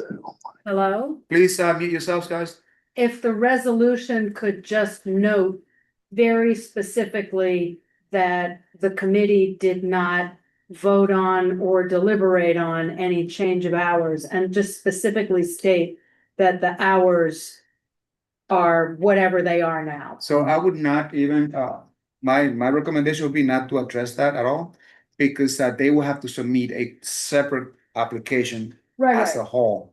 Or And then just to note that their hours are what their hours Right. are. Yeah, they still remember the same hours. so they'll still keep the same hours up and until 12 midnight as Right, so previously just stated. to say Okay. what's, to like, not Was- say when they'll it's keep the approved, same yeah. hours, but say they will keep the same hours, which is whatever they are. 12 midnight. Perfect. On that note, this application passes. So Sandra, once again, congratulations. You have a good night. Let's Thank you proceed to so the next, much. please. Sure. Proceeding to the next section of the licensing agenda, it will be new on-premise liquor licenses. And we're looking at applicant number 8, People's Theater Project, Inc., doing business as the People's Theater, located at 419 West 206th Street. Do we have a representative for this establishment? Yes, Mino Lora, I'm here. Hello. Hi, Mino. Welcome on board. Thank you, Isidro. Hi, everyone. Hi, Melissa. For the record, please tell us your affiliation to this establishment. So I am the co-founder and I serve as the executive artistic director for the People's Theater. Welcome on board, Mino. Obviously, a very familiar face in the community. The request here is for full liquor license on this establishment, which is going to be a new theater that we're going to have in Inwood. It's a great venue. The community fought really, really hard to make sure that we get this theater when the zoning that took place a couple of years ago. Based on the application, they did submit a complete application. They also posted the public notice in both languages. They did submit a copy of the floor plan. They also made a copy of the menu. I have some questions before I proceed to ask PV about the input. I see that the certificate of occupancy is about 574 people. Yes. Now, how many people is this true for the place where alcohol is going to be served? That's a great question. So, and right now we're still in construction, as you all know, and will be done this summer. So 574 is the public assembly for if every space is being used. So that will not be for the bar. That is if there's performances in the both performance spaces and there are kids in all of the studios or artists or individuals and the admin. So that's counting every body that can be in the entire space. For the bar cafe, this is really going to be for before people come see the show and at intermission. So the space for the cafe, it's like 20 people who can sit there. And then there's a kiosk right outside the theater for people to get a drink at intermission. That's really the use. Excellent. Now, the proposed hours of operations, when you are going to serve alcohol, so you're requesting to serve alcohol from 3 p.m. to 9 p.m. on a daily basis, is that correct? Yeah, yes. Question mark. We're saying 3, like I'm not gonna sell any alcohol if there's youth programming, but in the program, and we have a lot of youth programming. So right now what we're anticipating, pero it'll be open for the sodas, or it'll be open for las empanadas. It'll be open for other things. So those are our hours of operations of the cafe bar, but the alcohol itself would be probably, we're anticipating like an hour before the show starts. Shows would usually begin like 7 p.m. or 8, so probably around 6 p.m., 5-ish, and is where alcohol would be served. Excellent. I hope that if the board approves the license, that the price will be accessible. And I'm saying that because I know of places that just take advantage of our pockets when we go to some concerts. I know you're a community person. I know that you know the community well, you know us well. So I'm just putting that line out there, but you don't have to answer that. Yes, I hear you. And already, like with our consultants, are looking like the price. I was like, Mira, we need a $5 beer for sure. We need options. So we need to make it accessible and also need to make sure that this is a way for earned revenue so that our programming can continue to be low or free, right? Which is what it usually is. Understood. So this is the purview, the 34 precinct. What is the opinion of 34 precinct, Officer Taveras? Good evening, everyone. Is this 207th Street, the anticipated theater? Yes. And we're liquor license is what we're looking for? Yes. Yes, correct. Okay. I just wanted to get that clear. But no objections, because I heard the explanation as to why the liquor license is needed, and I'm sure that the community and the area is looking forward to a wonderful theater and theater. Yeah, thank you so much, Officer Taveras. This is an amazing addition that we have to the community, and having this bar accessible, it will be amazing.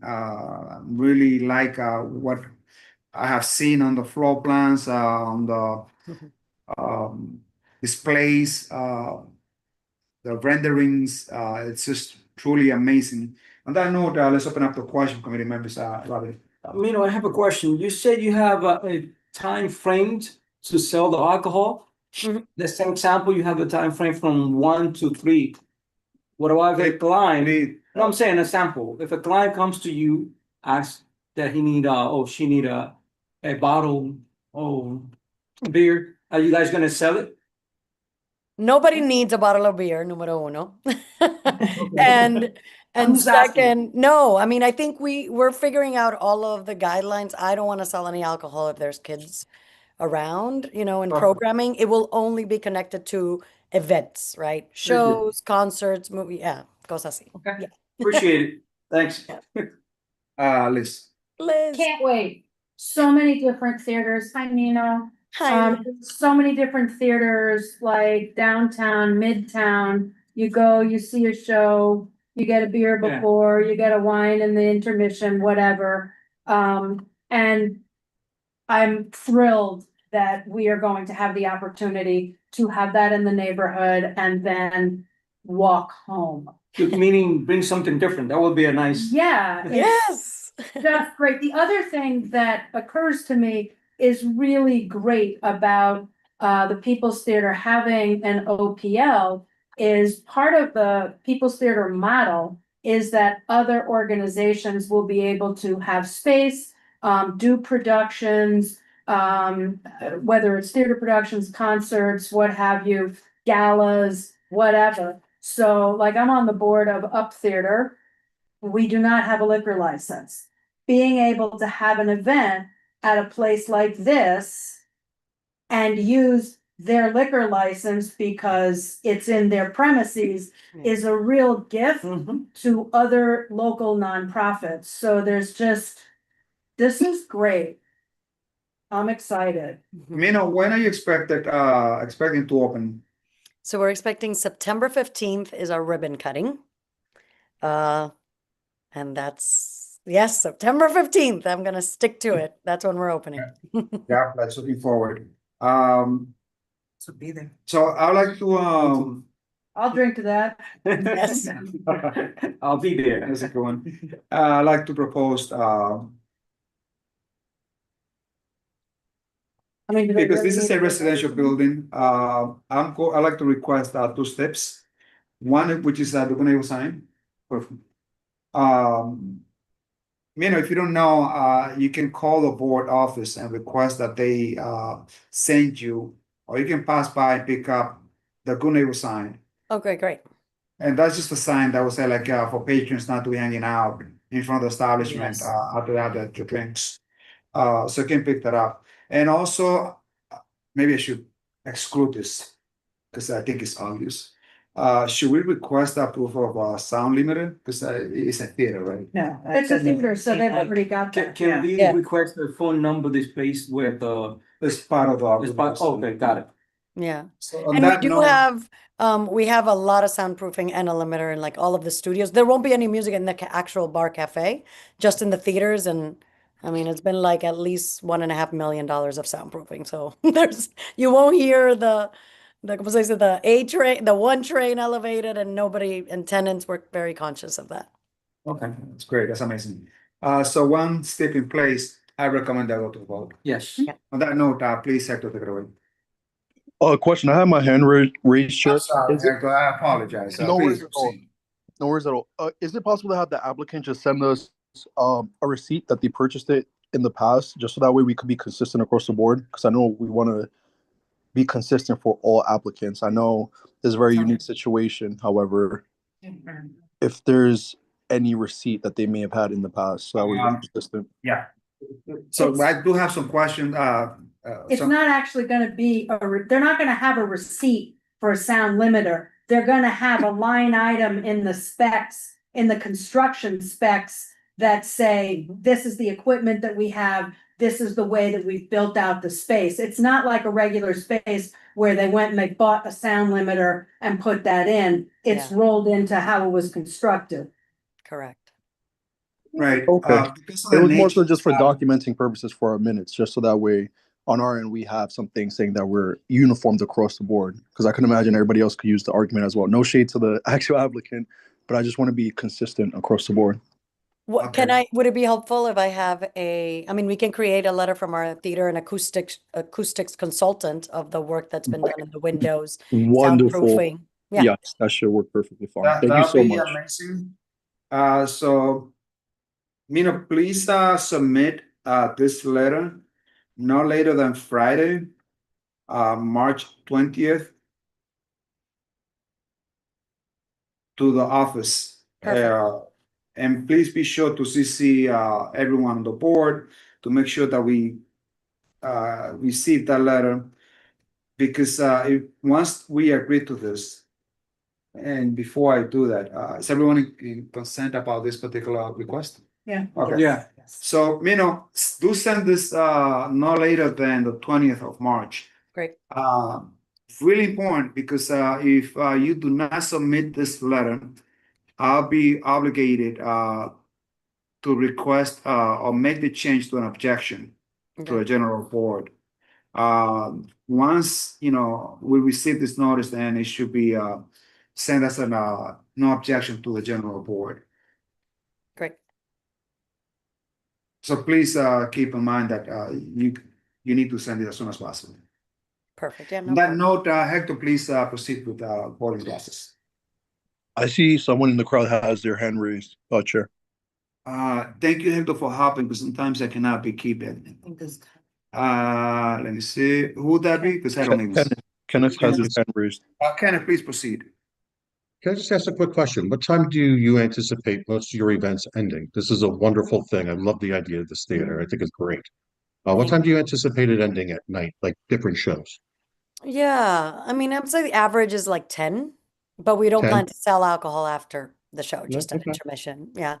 Okay. Probably 10, but there may, I mean, it'll vary if it's a very Sometimes a long. little later, sometimes a little earlier, but Exactly, okay. but usually. Oh, Yeah. wonderful. And you're right up in the end where those brand new residential buildings are, 206, right? Exactly. Right. Wonderful. Okay. Thank you. Thank you so much. Hector, please take it away. Yes, for the People's Theater Project Inc., doing business as the People's Theater. Chair, how do you vote? Yes. Chair votes yes. I vote yes. Robin, how do you vote? Yes. Robin votes yes. Melissa, how do you vote? Yes. Melissa votes yes. Catherine is not here. Tracy, how do you vote? Yes. Tracy. Sorry, I was votes- on their website and I had too many windows open. So. Wonderful. Lizette, how do you vote? Yes. Lizette, this motion passes, Chair. Excellent. Thank you so much, Hector. So, congratulations. Looking forward to seeing you when you break ground, open up. And if you have any questions, feel free and reach us out. Great. And I'll send that over. Gracias. I look forward to toasting with all of you. God bless. Yes. Have a good Bye-bye. night. Thank you. Congratulations. Thank Moving over to the next applicant in the new on-premise liquor license section will be applicant number 9, Sinsu Garden Corporation, located at 3764 9th Avenue. Do we have a representative? Yeah, Ken Sagristano, I'm here. I think Miguel is supposed to be here, but I don't know if he's going to be able to make it. Sorry, Ken, what's your last name for purpose of the minutes? Ken Sagristano, and I am president of Sisu Corporation. Excellent. I believe that you were here last time around.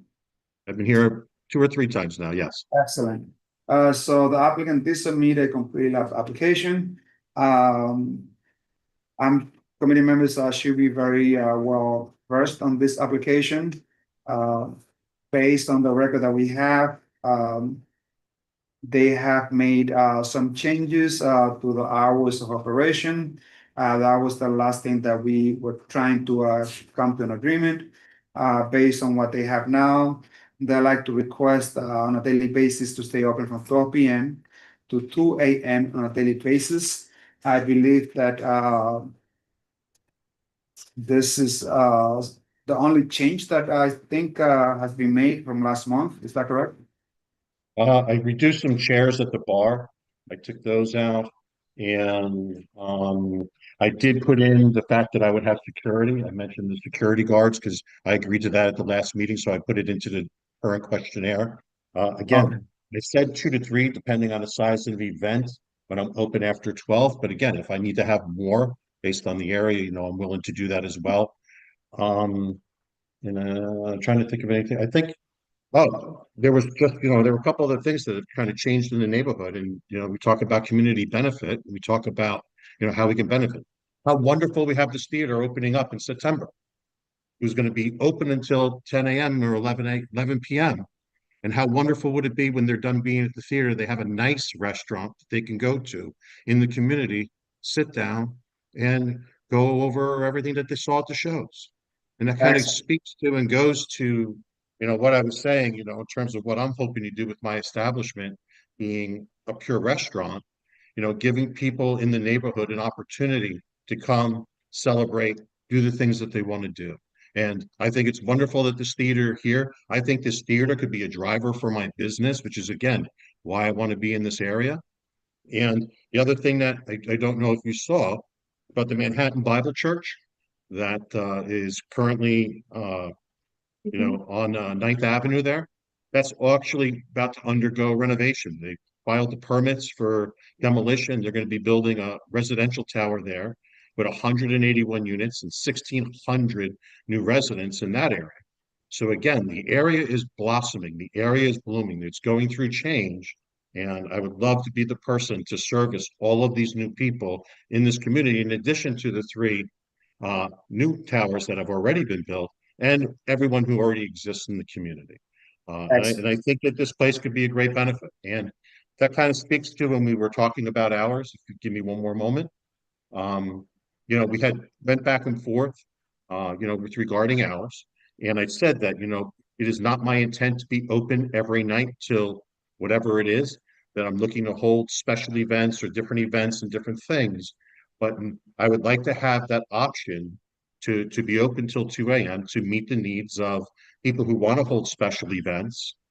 And also now with the new theater, maybe I would be open a little later than midnight, if depending again, if that traffic wants to be there at that time. So again, I'm looking for the operational flexibility. I'm not looking to operate a business till 2 a.m. every night. I'm not. Thank you so and I much. just Ken. wanted to reiterate that. Thank you so much. Let's proceed with the opinion of 34 precinct. Officer Taveras, what is the opinion of 34 precinct? Sorry, I was having trouble. Good evening, everyone. Is this the establishment we spoke about last month, 9th Avenue? Correct.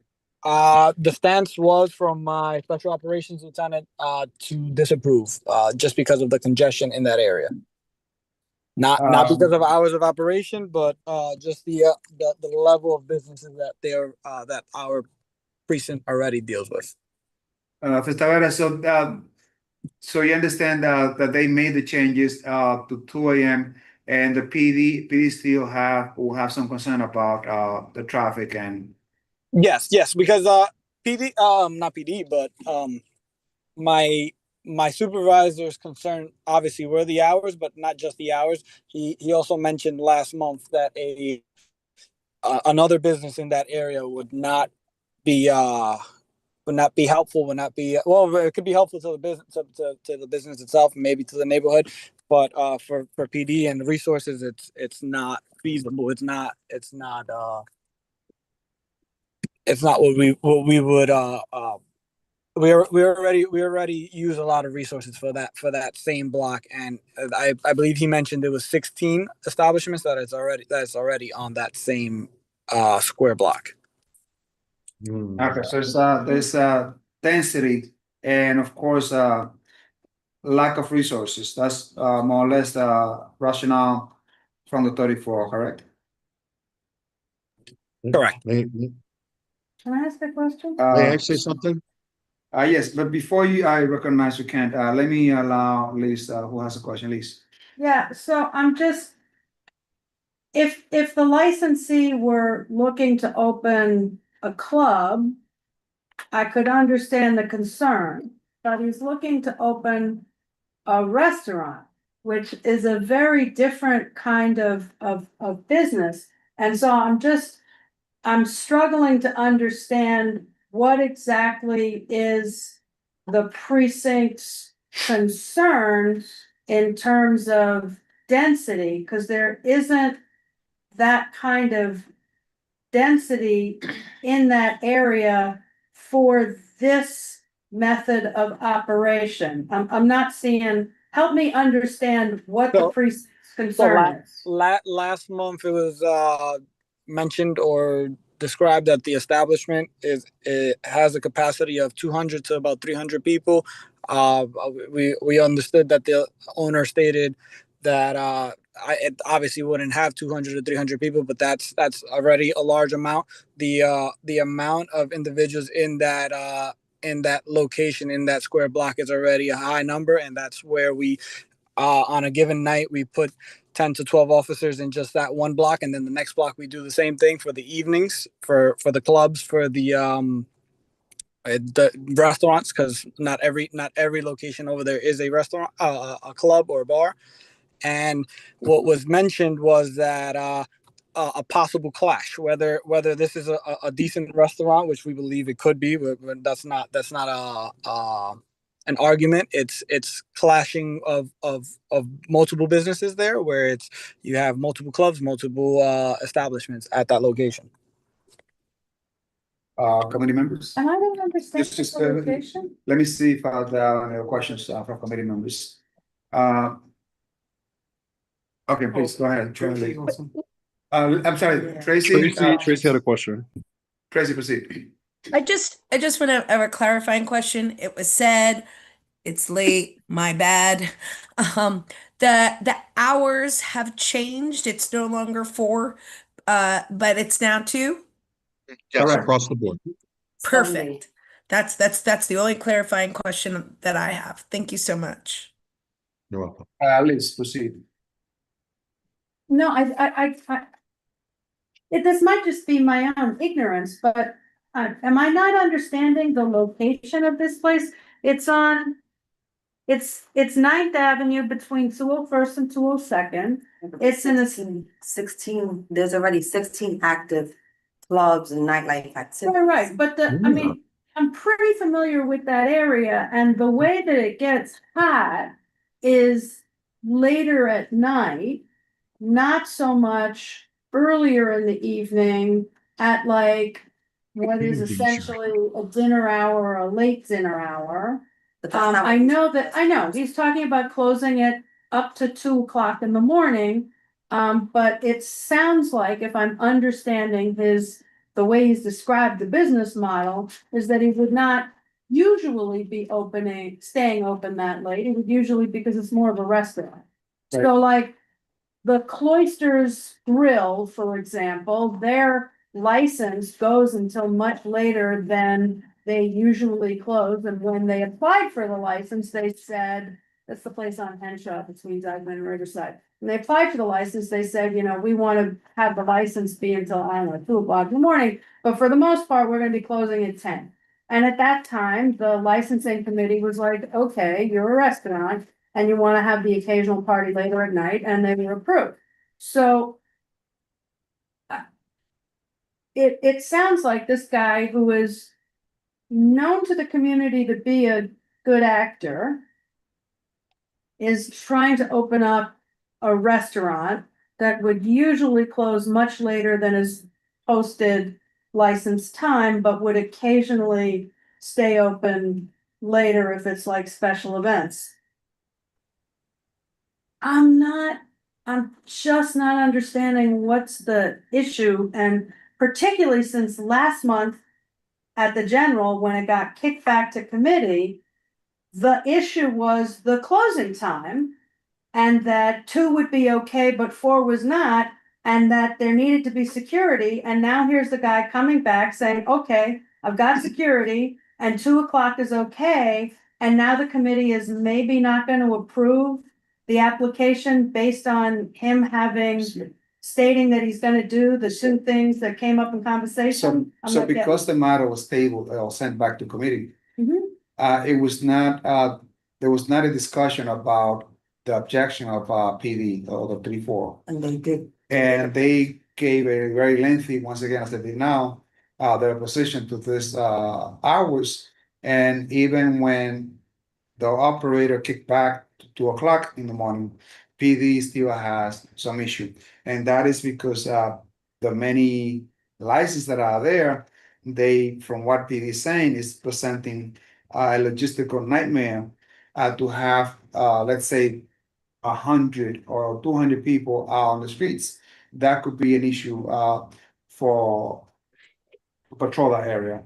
But that's not how, Wait, I mean, Liz is not on this committee and has already spoken twice. Liz And was I like what you're saying, girl. I just want to, for time and just make sure everyone's voice, and my hand was up. I know Hector hasn't got to speak yet, And but I Tracy, would like please, to. Please, forgive me, because sometimes I don't see the hand. Like, I'm like, my hand's everywhere, but please proceed. No, How do you I raise just your want to, hand? so I want to, something that was just said, I don't know if that's technically right, is that this committee is not going to approve. I think we heard what the officer said. I think we're starting the discussion in committee, and this is the beginning of the start of the discussion in committee. I was going to say, just to sort of illuminate what my clarifying question is, since now it seems like we're getting into discussion, is that part of this committee members' concern last time was based upon the timing and the information initially getting this solo committee member felt like it was almost backdooring its way into being a pseudo club. This is just me, not everyone.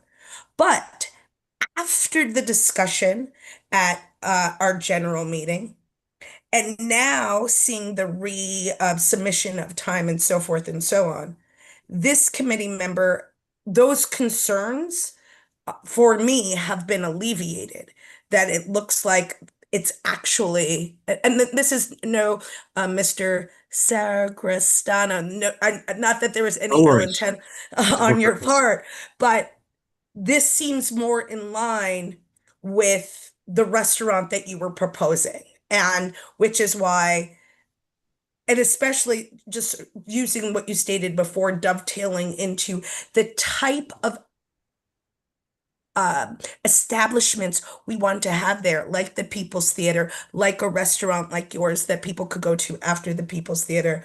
I don't think that we should limit a new actor based upon existing bad actors. But so that's this solo committee members just beginning of Tracy. discussion. Thank you. Any other committee members? Yeah, I have. Melissa, I go do. ahead. So I guess I just want to address a couple of comments that were made earlier. I mean, I think we appreciate like the 2 a.m. closing across the board. I just want to make clear for the record that prior, we were stuck at 4 a.m. We were also, and I think just what Tracy said, it's like this 2 a.m. alleviates it and puts it more in line for a restaurant. I think, the certificate of occupancy is $2.99. I did see on the application here, under the 12 p.m. to 2 a.m., there's a line here that says review later closing after 6 MO. I'm assuming that's 6 months. Is that correct, Mr. Sagristano? Yes, because when I sat with you guys last time, someone made a recommendation that if I did want to ever get later hours, that it should be after I demonstrate and prove to the neighborhood that I did something. So I added that into my application based on what the committee had recommended the last time we were together. Okay, I think if I remember correctly, and maybe I'm misunderstanding, but I thought it was for the other renewal, like in the next 2 years after you've proven yourself. Yeah. So I mean, I just want to make clear that to the extent that the committee approves it, we're not approving the 2 a.m. for 6 months. Is No, that no, correct? no. Yeah, This is the okay. So the statement or the note, Yeah. sorry, that is written underneath the hours will be relevant because we're not consider for them to close back 4 o'clock in the morning, because I personally would not vote in favor of any closing at 4 o'clock for this establishment because of many reasons that the president has given. Yeah, and I would say, just to continue on, the other thing is obviously since last time you've added security. When we went to the general meeting, that hadn't been added at that point, like this now we have an application where you add security. The other thing is too, that wasn't raised at the general committee meeting was, I think what Officer Taveras was alluding to when the 34th precinct, the lieutenant did in fact say, I mean, the big concern is that whether it's at 2 a.m., 4 a.m., there's a lot of people flooding into the streets at that time, and there are many officers there. So just to address what Liz was saying, I mean, that's what was said at the last meeting. I'm not sure if you listened to the last recording or the minutes, but that was what was expressed by the lieutenant last time. And that hasn't changed since the last meeting. So that's the expression of the 34th precinct. That is what it is. Okay. And I did meet with the 34th precinct, by the way, after that last meeting. I sat down and had a long conversation with Lieutenant Wolofsky about everything. I'd like to share that, but I'll do that after the others speak. Liz? No, I think Lizette. I'm sorry, Lizette. I guess one of the concerns that I wanted to kind of reiterate is, so this is an Italian restaurant, which I love the idea and the concept. And I do believe we need businesses like yours in our community. The only thing is, like, let's say even with the 2 a.m., 7 days across, because I believe when like we proposed on our first meeting, this is our third time meeting together. On our first meeting, we proposed like closing at midnight, and then on weekends, maybe 2 a.m. And that's when we offered you kind of like, okay, in 6 months, if it's doing well, you come back and we may extend that. And that didn't work that day. My concern is there won't be any safeguards if let's say, how would this not turn into just an establishment where it's like a venue and it's closing at 2 a.m. every day, even though you're presenting it as an Italian restaurant today, but you're finding ways to grow, obviously, and we want you to succeed. As you're going through that journey, if that were to change 3 months after this, yes, or after you open, obviously, and then it becomes a venue where it's closing at 2 a.m. every day, it's very different from what we're hearing today. So that's kind of where I've been unsure and unclear and not comfortable with. So, and I do like that you have, you've been in our community for many years. You have a relationship, obviously, with NYPD. But that being said, you having a relationship with NYPD and NYPD telling us today where they don't feel comfortable with not only the hours, but just the location. I mean, for me, I take that, I take that at its value. And that's all I wanted to say. Any other questions? So. Hector has his our hands up. comment- I'm sorry? Hector has his hand up. Hector, please proceed. Yes, I have my hand up for the past like 5 speakers. However, Hector, I'm sorry to interrupt, but listen, you're there to safeguard that everyone will get an opportunity. So please no, of help course, us of out course. with that. Please proceed. Everybody's opinion is valued here. So, my only thing regarding this applicant, as the SOL from the 34th precinct said, he's opposed to any type of establishment opening up here. I'll be remiss if I didn't remind the committee that this is our 3rd time touching on this topic. The applicant did not concede to our previous agreed upon time, which was, I believe, Monday through Friday or Sunday through Friday till 1 a.m. or 12 p.m. or 12 a.m. and then 2 a.m. Saturdays and Sundays, which is a norm for all new applicants with some exceptions. And the applicant did not concede at all, and he wanted to go gung-ho for the 4 a.m. That's why we did not approve the application. And Liz, I strongly suggest you watch the minutes for the last meeting and the meeting before, because that will definitely clarify a lot of the questions that you had to this establishment. Then you understand that the precinct was adamant about not just their type of establishment, but the establishment itself opening up, considering the surplus of establishments we have in that area. On that note, if none of, please, quickly, Liz. So I did, and I almost can't believe I'm saying this because I am usually arguing on the side that I am now arguing against. But it's not that common that we had, there are a lot of times that we've had, I mean, I used to sit on this committee and I've certainly been in conversations where someone says, we're gonna run a blah, blah kind of organization, a kind of business. And all we have as committee is their word that they're gonna operate the way they're saying they're gonna operate. And we don't know that 6 months later, they're not gonna change it into something else.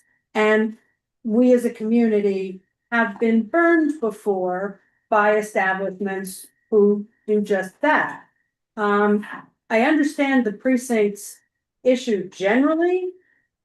This seems to me to be a different kind of applicant, and a different kind of establishment. It is the nature of restaurants that people don't all leave at the same time. They're not like bars where everybody there's last call and then at 2 o'clock everybody leaves. So even though it does have a capacity of, 297 people or whatever it is, it's not the norm of how a restaurant operates that all of the 299 people of the capacity are then going to be there until closing and then they all leave at the same time. So with all due respect to the precinct and their concern is not consistent with the method of operation as described by the applicant.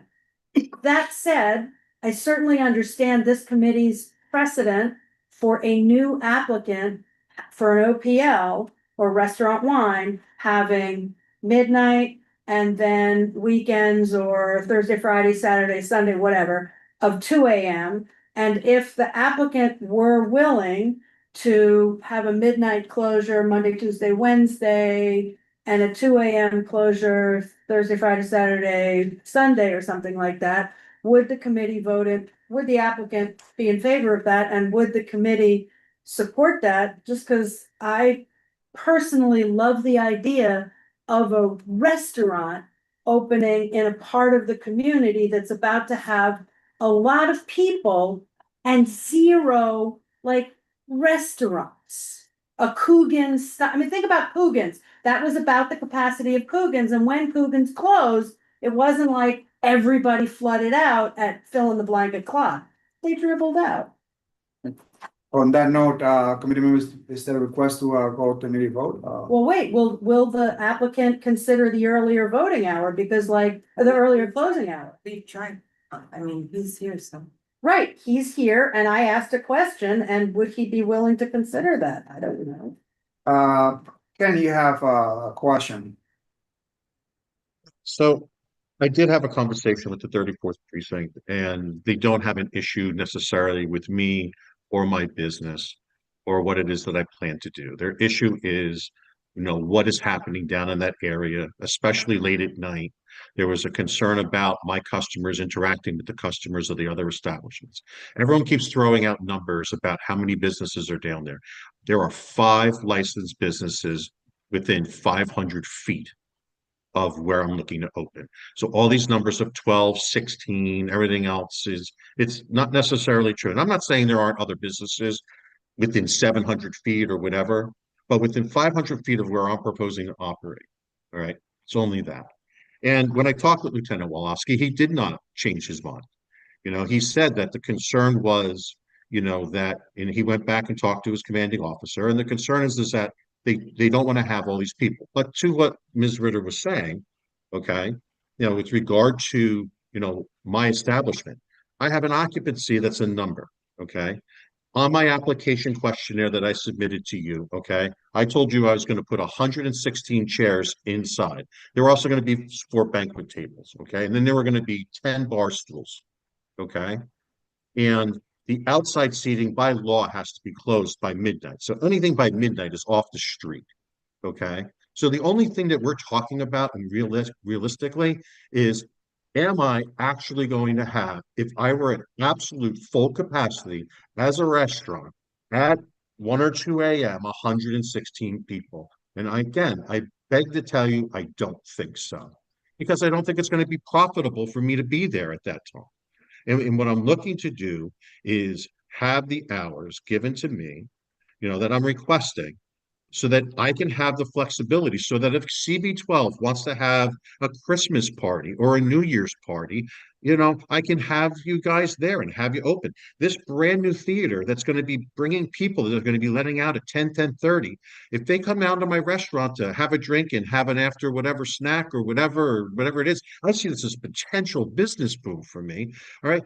Trying to push them out the door by midnight, I think is hard. I don't want to say that I wouldn't concede, Ms. Ritter, but I would like the committee to vote at the 2 a.m. time if they could. If everyone thinks that's a non-starter, I'll reconsider earlier, but I really would like to have the operational flexibility at 2 a.m. And, you know, in the way it was presented the last meeting to me at the last moment was either you take our hours or, and I had two people tell me at that time that they would not vote for me, even though I had already willingly went back to 2 a.m. I said that. I openly said that. I would take 2 a.m. across the board. And they said, you know, we wouldn't vote for that. I had two people say it. And I knew right there and then that they were going in that direction. So if I'm going to fail, I'm going to crash and burn. I don't want to be there again. Okay. I'm 80 grand deep into this. And I would love, Ken, I I would need to love to move get your the guys' agenda support on forward. this. I need to move the agenda forward because I have two questions. Robin, follow up, Melissa. Ken, I know Ms. Ritter says, if you want to, willing to negotiate it, but, on my end, I would do 1 o'clock across the board. And then you come back, because we, like you said, the APD saying, you know, the concern, so we want to work with it, with you, want you to be, you know, on top of games, but also we want the community to be, you know, in our end also. It's like, you know, we have two sides, but, if you willing to do 1 o'clock, 1 a.m. across the board, you know, it's up to you if you want to do it like that. I mean, you're willing to negotiate. Before you answer that, Ken, let me recognize Melissa, maybe a question could be answered. Yeah, just really quick, and this has nothing to do with Robin's question, but I saw here that there's gonna be like no live music, no karaoke, but it says that you will have a DJ. Do you plan on having a DJ every day, or is that only for special occasions? Like, what are you envisioning? I'm looking that would probably be more for special occasions. I'm looking to have background music like you would have at any restaurant. I'm not looking to have like because I'm not having dancing. There's no dancing at the restaurant. There's no thing like that. So a DJ would just be, you know how you could go to some of these little cafes, they have some people in there playing a little music, you know, that's a little different than just something you put into the system. It's a simple DJ. It's not anything crazy. Okay, thank you. I have a question, Ken. Proceed. Let's say the days that you do decide to rent it out to CB12 or a wedding, is the configuration inside the restaurant will change? When it's not a restaurant, when it's operating as a venue? Well, I have two different sections. If you take a look at the floor plan that I provided to you guys, all right, on the one section, all right, there's like a section here that's kind of goes along 202nd Street, and then there's another larger section over here. Okay, so number one, I could accommodate smaller parties or smaller gatherings over in this section. So I would block that off and I would isolate that for, you know, if I was doing a party for CB12, if I had other nonprofits or somebody wanted to run and operate. But if they thought that their group was going to be larger, you know, then 1, 2, 3, 4, 5, 6 times 4 is that's 24. If they usually be more than 25, 26 people, I would probably just host it in a larger area on the other side.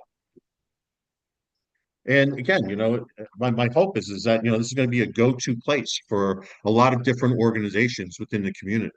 And then also for families who want to do birthday celebrations, who want to celebrate anniversary parties, who, you know, I'm looking for it to be a family-oriented place to bring people in, celebrate, do different things, have fun, you know, and provide them an opportunity to do that. Like I said, this theater, you know, it really, I see this as a potential great opportunity for me, and I'd love to support it.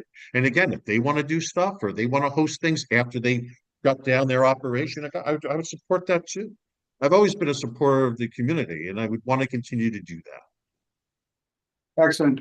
So I'm going to ask committee members if they want to go to a vote as requested, or if you have any other options. Now is the time, but I'd like to move the agenda forward. What's the Did he committee's will? respond on the 1 a.m.? I think that he said they want to go with the 2 o'clock, but I'll ask again. Ken, did you want to answer the question about closing the 1 a.m.? Supposed to going to vote, kind of get a feel from the committee. I mean, I'd rather not like try, because that's what happened last time. We just went to all or nothing kind of proposition here. I mean, I ask committee members how and why they're going to vote. I would like to do 2 a.m. across the board, but Isidro, you had actually recommended last time a Monday through Thursday. Okay. At 1 a.m. and then you said Friday through Sunday, 2 a.m. That's what you had proposed. All right. And then someone else on the committee had actually submitted Sunday through Wednesday, 1 a.m., and then Thursday through Sunday, 2 a.m. Okay. And you shot that down. So Okay. what's that? You shot that down. You was not interested in negotiating those hours. Who was? You was. Again, I'm back here again to have a conversation. I said this is what was presented last time by the community board.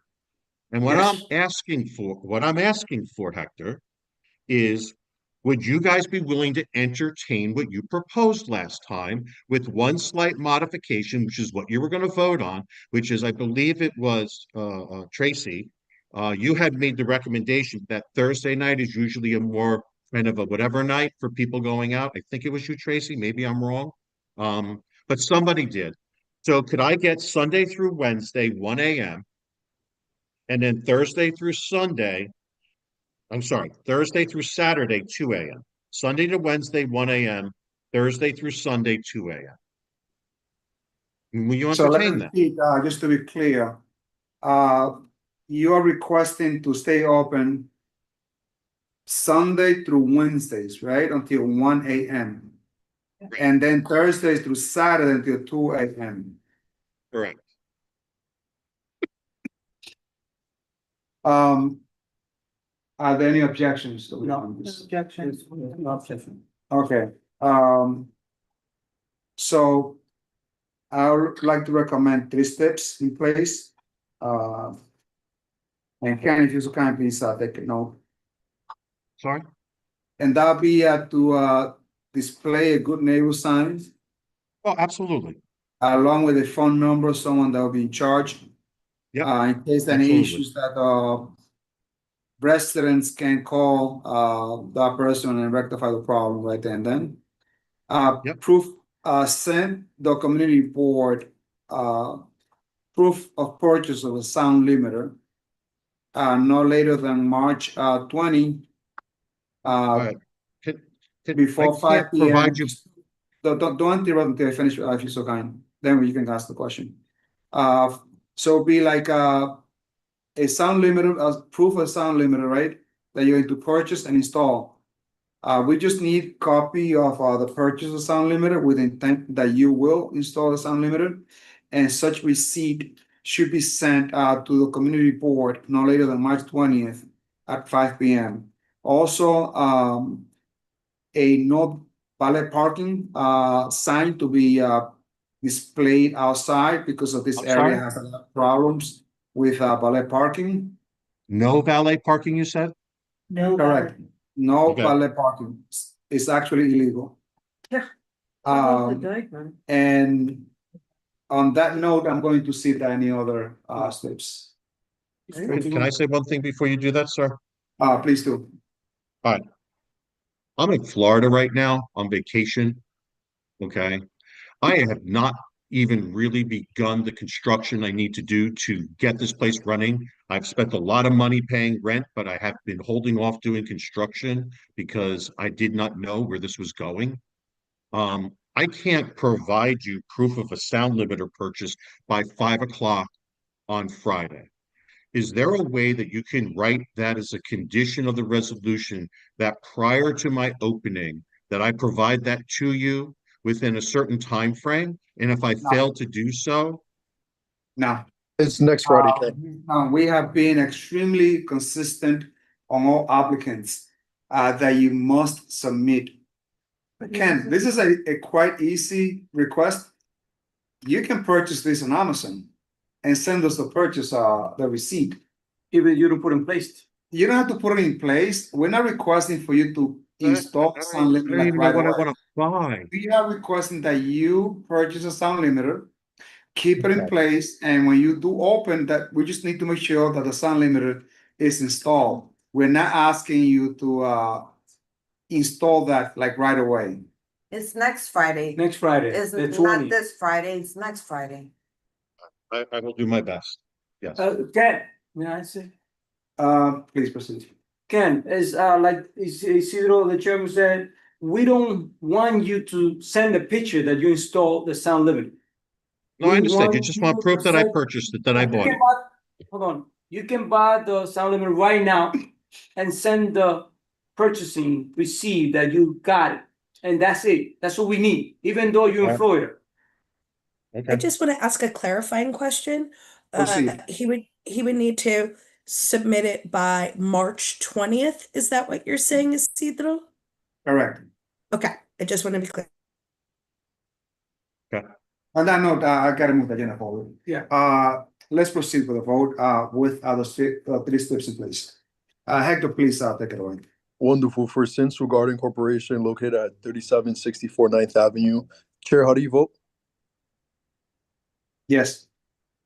I vote no. Robin, how do you vote? Come back to me. Coming back to Robin. Melissa, how do you vote? Yes. Melissa votes yes. Tracy, how do you vote? Yes. Lizette, how do you vote? Yes. Robin, how do you vote? No. No, that's 4 in favor. This application passes. So Ken, congratulations. We're going to recommend that the community board sends a letter of no objection to SLA. Please understand that if we do not receive the receipt for a sound limiter, we're going to request the board at the general meeting to object to this application. So please submit the receipt as soon as you can, and also ask the office to send you the good neighbor sign so that when you open, you have that posted outside of your door. Until then, congratulations and have a good night. Thank you. Let's Can I ask you proceed. just one more question? Just because I just want to make sure we were clear.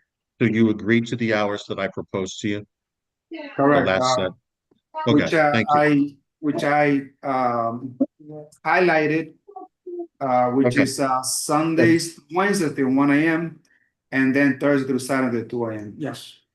On that note, let's proceed to the next one, please. Yep. Thank you. Wonderful. We're moving to the next section of the licensing agenda, which is Sidewalk Cafe for the SLA, and that will be 4716 Arden LLC, doing business as Canav, located at 4714, 4716 Broadway. Do we have a representative? Cañabe. Hi, Do we good have a evening. representative? Hi, can you hear me? Yes, please. For the purpose of the minutes, please tell us your name and affiliation. Kenia Castillo, I'm the owner at Canabe. Kenia Castillo, welcome on board. And you're the owner, correct? Yes, I am. Welcome on board. This is an establishment that is requesting to have a sidewalk cafe open up for business. I must say this is another great establishment. I've been there many, many times.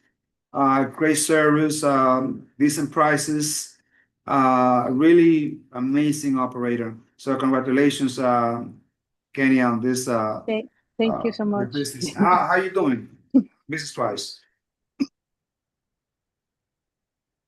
How are you doing business-wise? Business is being a little tough with the weather, but now it's getting better with the warming days. Got it. So basically, this is a request to add serve liquor on the sidewalk cafe. We usually ask that they stay open Fridays and Saturdays until midnight, and then the rest of the days at 10 p.m. as per the Jackson rules that we have. And it's a complete application, by the way. Any questions? What's the opinion of 34 precinct, Officer Taveras? No objections on the establishment. So no objection for the request, Liz? I love that we're still calling it the Jackson Roll, and just in case you all don't know, their short rib tacos are the best bite in the 10034. That's Yeah. all I have to say. Thank you. On that note, let's go to straight vote. They're so good. All their food is good, but the short rib tacos. Wonderful. Going to a straight vote. Wait, I'm sorry. So the hours of operations are going to be Fridays through Saturday until midnight, and then the rest of the days until 10 PM, sorry. Okay. Let's go to straight vote. Proceeding to vote, correct, Chair? I'm sorry? Yes. We're going to vote, Yes, right? please. Okay, Yes. wonderful. So for the sidewalk cafe for the SLA 4716 Arden LLC doing business as Canave. Chair, how do you vote? Yes. I also vote yes. Robin, how do you vote? No. Melissa, how do you Yes. vote? No. Tracy, how do you vote? Yes. Lizette, how do you vote? Yes. That is 5 in favor and 1 abstention. This passes. Thank you. No, it's No, or I vote it's no. I vote no. it's an objection, so it's 5-1. 5-1-0. So on that note, Kenya, congratulations. Thank You you. have a good night. We Thank were you going so to much. recommend that you do have access to sidewalk. Okay, Congratulations. thank Have a you. good night. Have a good night, everybody. Take care. Let's proceed to the next one, please. Wonderful. The next one, the next section of the licensing agenda will be Dining Out NYC, and this will be applicant number 11, Happy Cake Bristol, located at 4730 Broadway. Do we have a representative for this application? Once again, this is for Dining Out NYC section of the agenda. Applicant number 11, Happy Cake Bristol, located at 4730 Broadway. Do we have a representative for this application? Seeing none, I'll defer to the chair. Thank you so much. This applicant is they submitted an incomplete application. So besides the owner and representative not being present, they did not submit a complete application. On that note, let's go to straight vote. Wonderful. For Happy Cake Bristol, located at 4730 Broadway. Chair, how do you vote? No. Chair votes no. I vote no as well. Robin, how do you vote? No. Robin votes no. Melissa, how do you vote? No. No. Tracy, how do you vote? No. Lizette, how do you vote? No. That is 6 in opposition of this applicant. It does not pass. Thank you so much, Hector. So let's proceed to the next one, please. Wonderful. The last applicant on our agenda and the final applicant of the Dining Out NYC section of the agenda will be Lobster Steakhouse Restaurant, located at 701 West 179th Street. Do we have a representative for this establishment? Once again, this is for the Dining Out NYC section of the agenda. Applicant number 12, Lobster Steakhouse Restaurant, 701 West 179th Street. Do we have a representative for this application? Seeing none after second call, I'll defer to the chair. Thank you so much, Hector. So the applicant is not present. This is a request for Sidewalk Cafe. I recommend that we go to a straight vote. Chair, how do you vote? So I can't vote because of conflict. This establishment is within the bid. And as such, I'm the executive director there. So there is a direct conflict right there and then, so I cannot vote. Chair cannot vote because of a conflict. I vote no. Robin, how do you vote? No. Robin votes no. Melissa, how do you vote? No. Melissa votes no. Tracy, how do you vote? No. Tracy votes no. Lizette, how do you vote? No.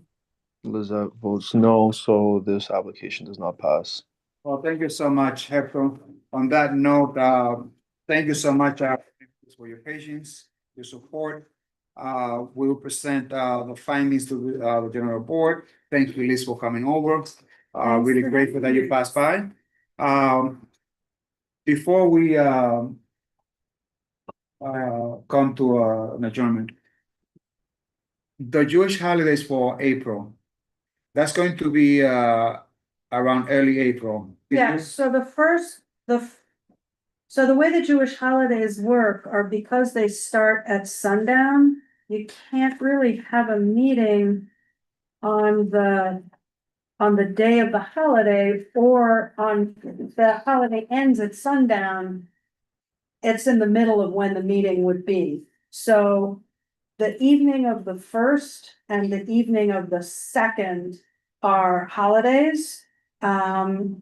So We don't meet till the eighth, the eighth is so it's an The 8-day last, holiday. right? The eighth is the last, so the evening of, so it's Wednesday the first and Thursday the second are holidays, which ends, Yontif ends The next- on Thursday. yeah. And then there are intervening days which are part of the festival, but work is not prohibited. And then the last 2 days of the festival are work. So you would not be able to, it would be inadvisable to have a meeting on Wednesday evening, on Tuesday evening or Wednesday evening. Thursday is the last day of the holiday. Many Jews in the United States will observe 7 days, not 8 days. And at the risk of playing into a potential stereotype, but just because I know it's been the case in the past, oftentimes the applicants are not observing the holiday, but their attorneys are. So you probably want to have your meeting on Monday or Tuesday. So we discussed this matter with the Yeah. executive committee. after the holiday. So we discussed this the last executive committee meeting. And I recommended that we pushed for the following Wednesday, out of observation for our brethren, the Jewish neighbors that we have. So it might be quite possible that we'll meet the following Wednesday, the third Wednesday. But that's going The to be, right, the 15th, so that's going to You're be good. an email sent out to all of the representatives or the residents to let them know that there will be a change, the date only for April. That will meet on the third Wednesday. Just for you, just be aware of that. Perfect. So you can make plans for the second Wednesday. I might be out, I mean, I probably have a big work deadline that day, but I'll cross that bridge when we're ready. Excellent. On that note, most to adjourn. Any opposition? Second it. Thank you so much, everyone. Dominican baseball in Venezuela. Oh, baseball we- to watch. Today. Yeah, we already we're up Yeah, there. we're Okay. Oh my I'm God, I checking. cannot believe how long I it's did taken want to me to. mention,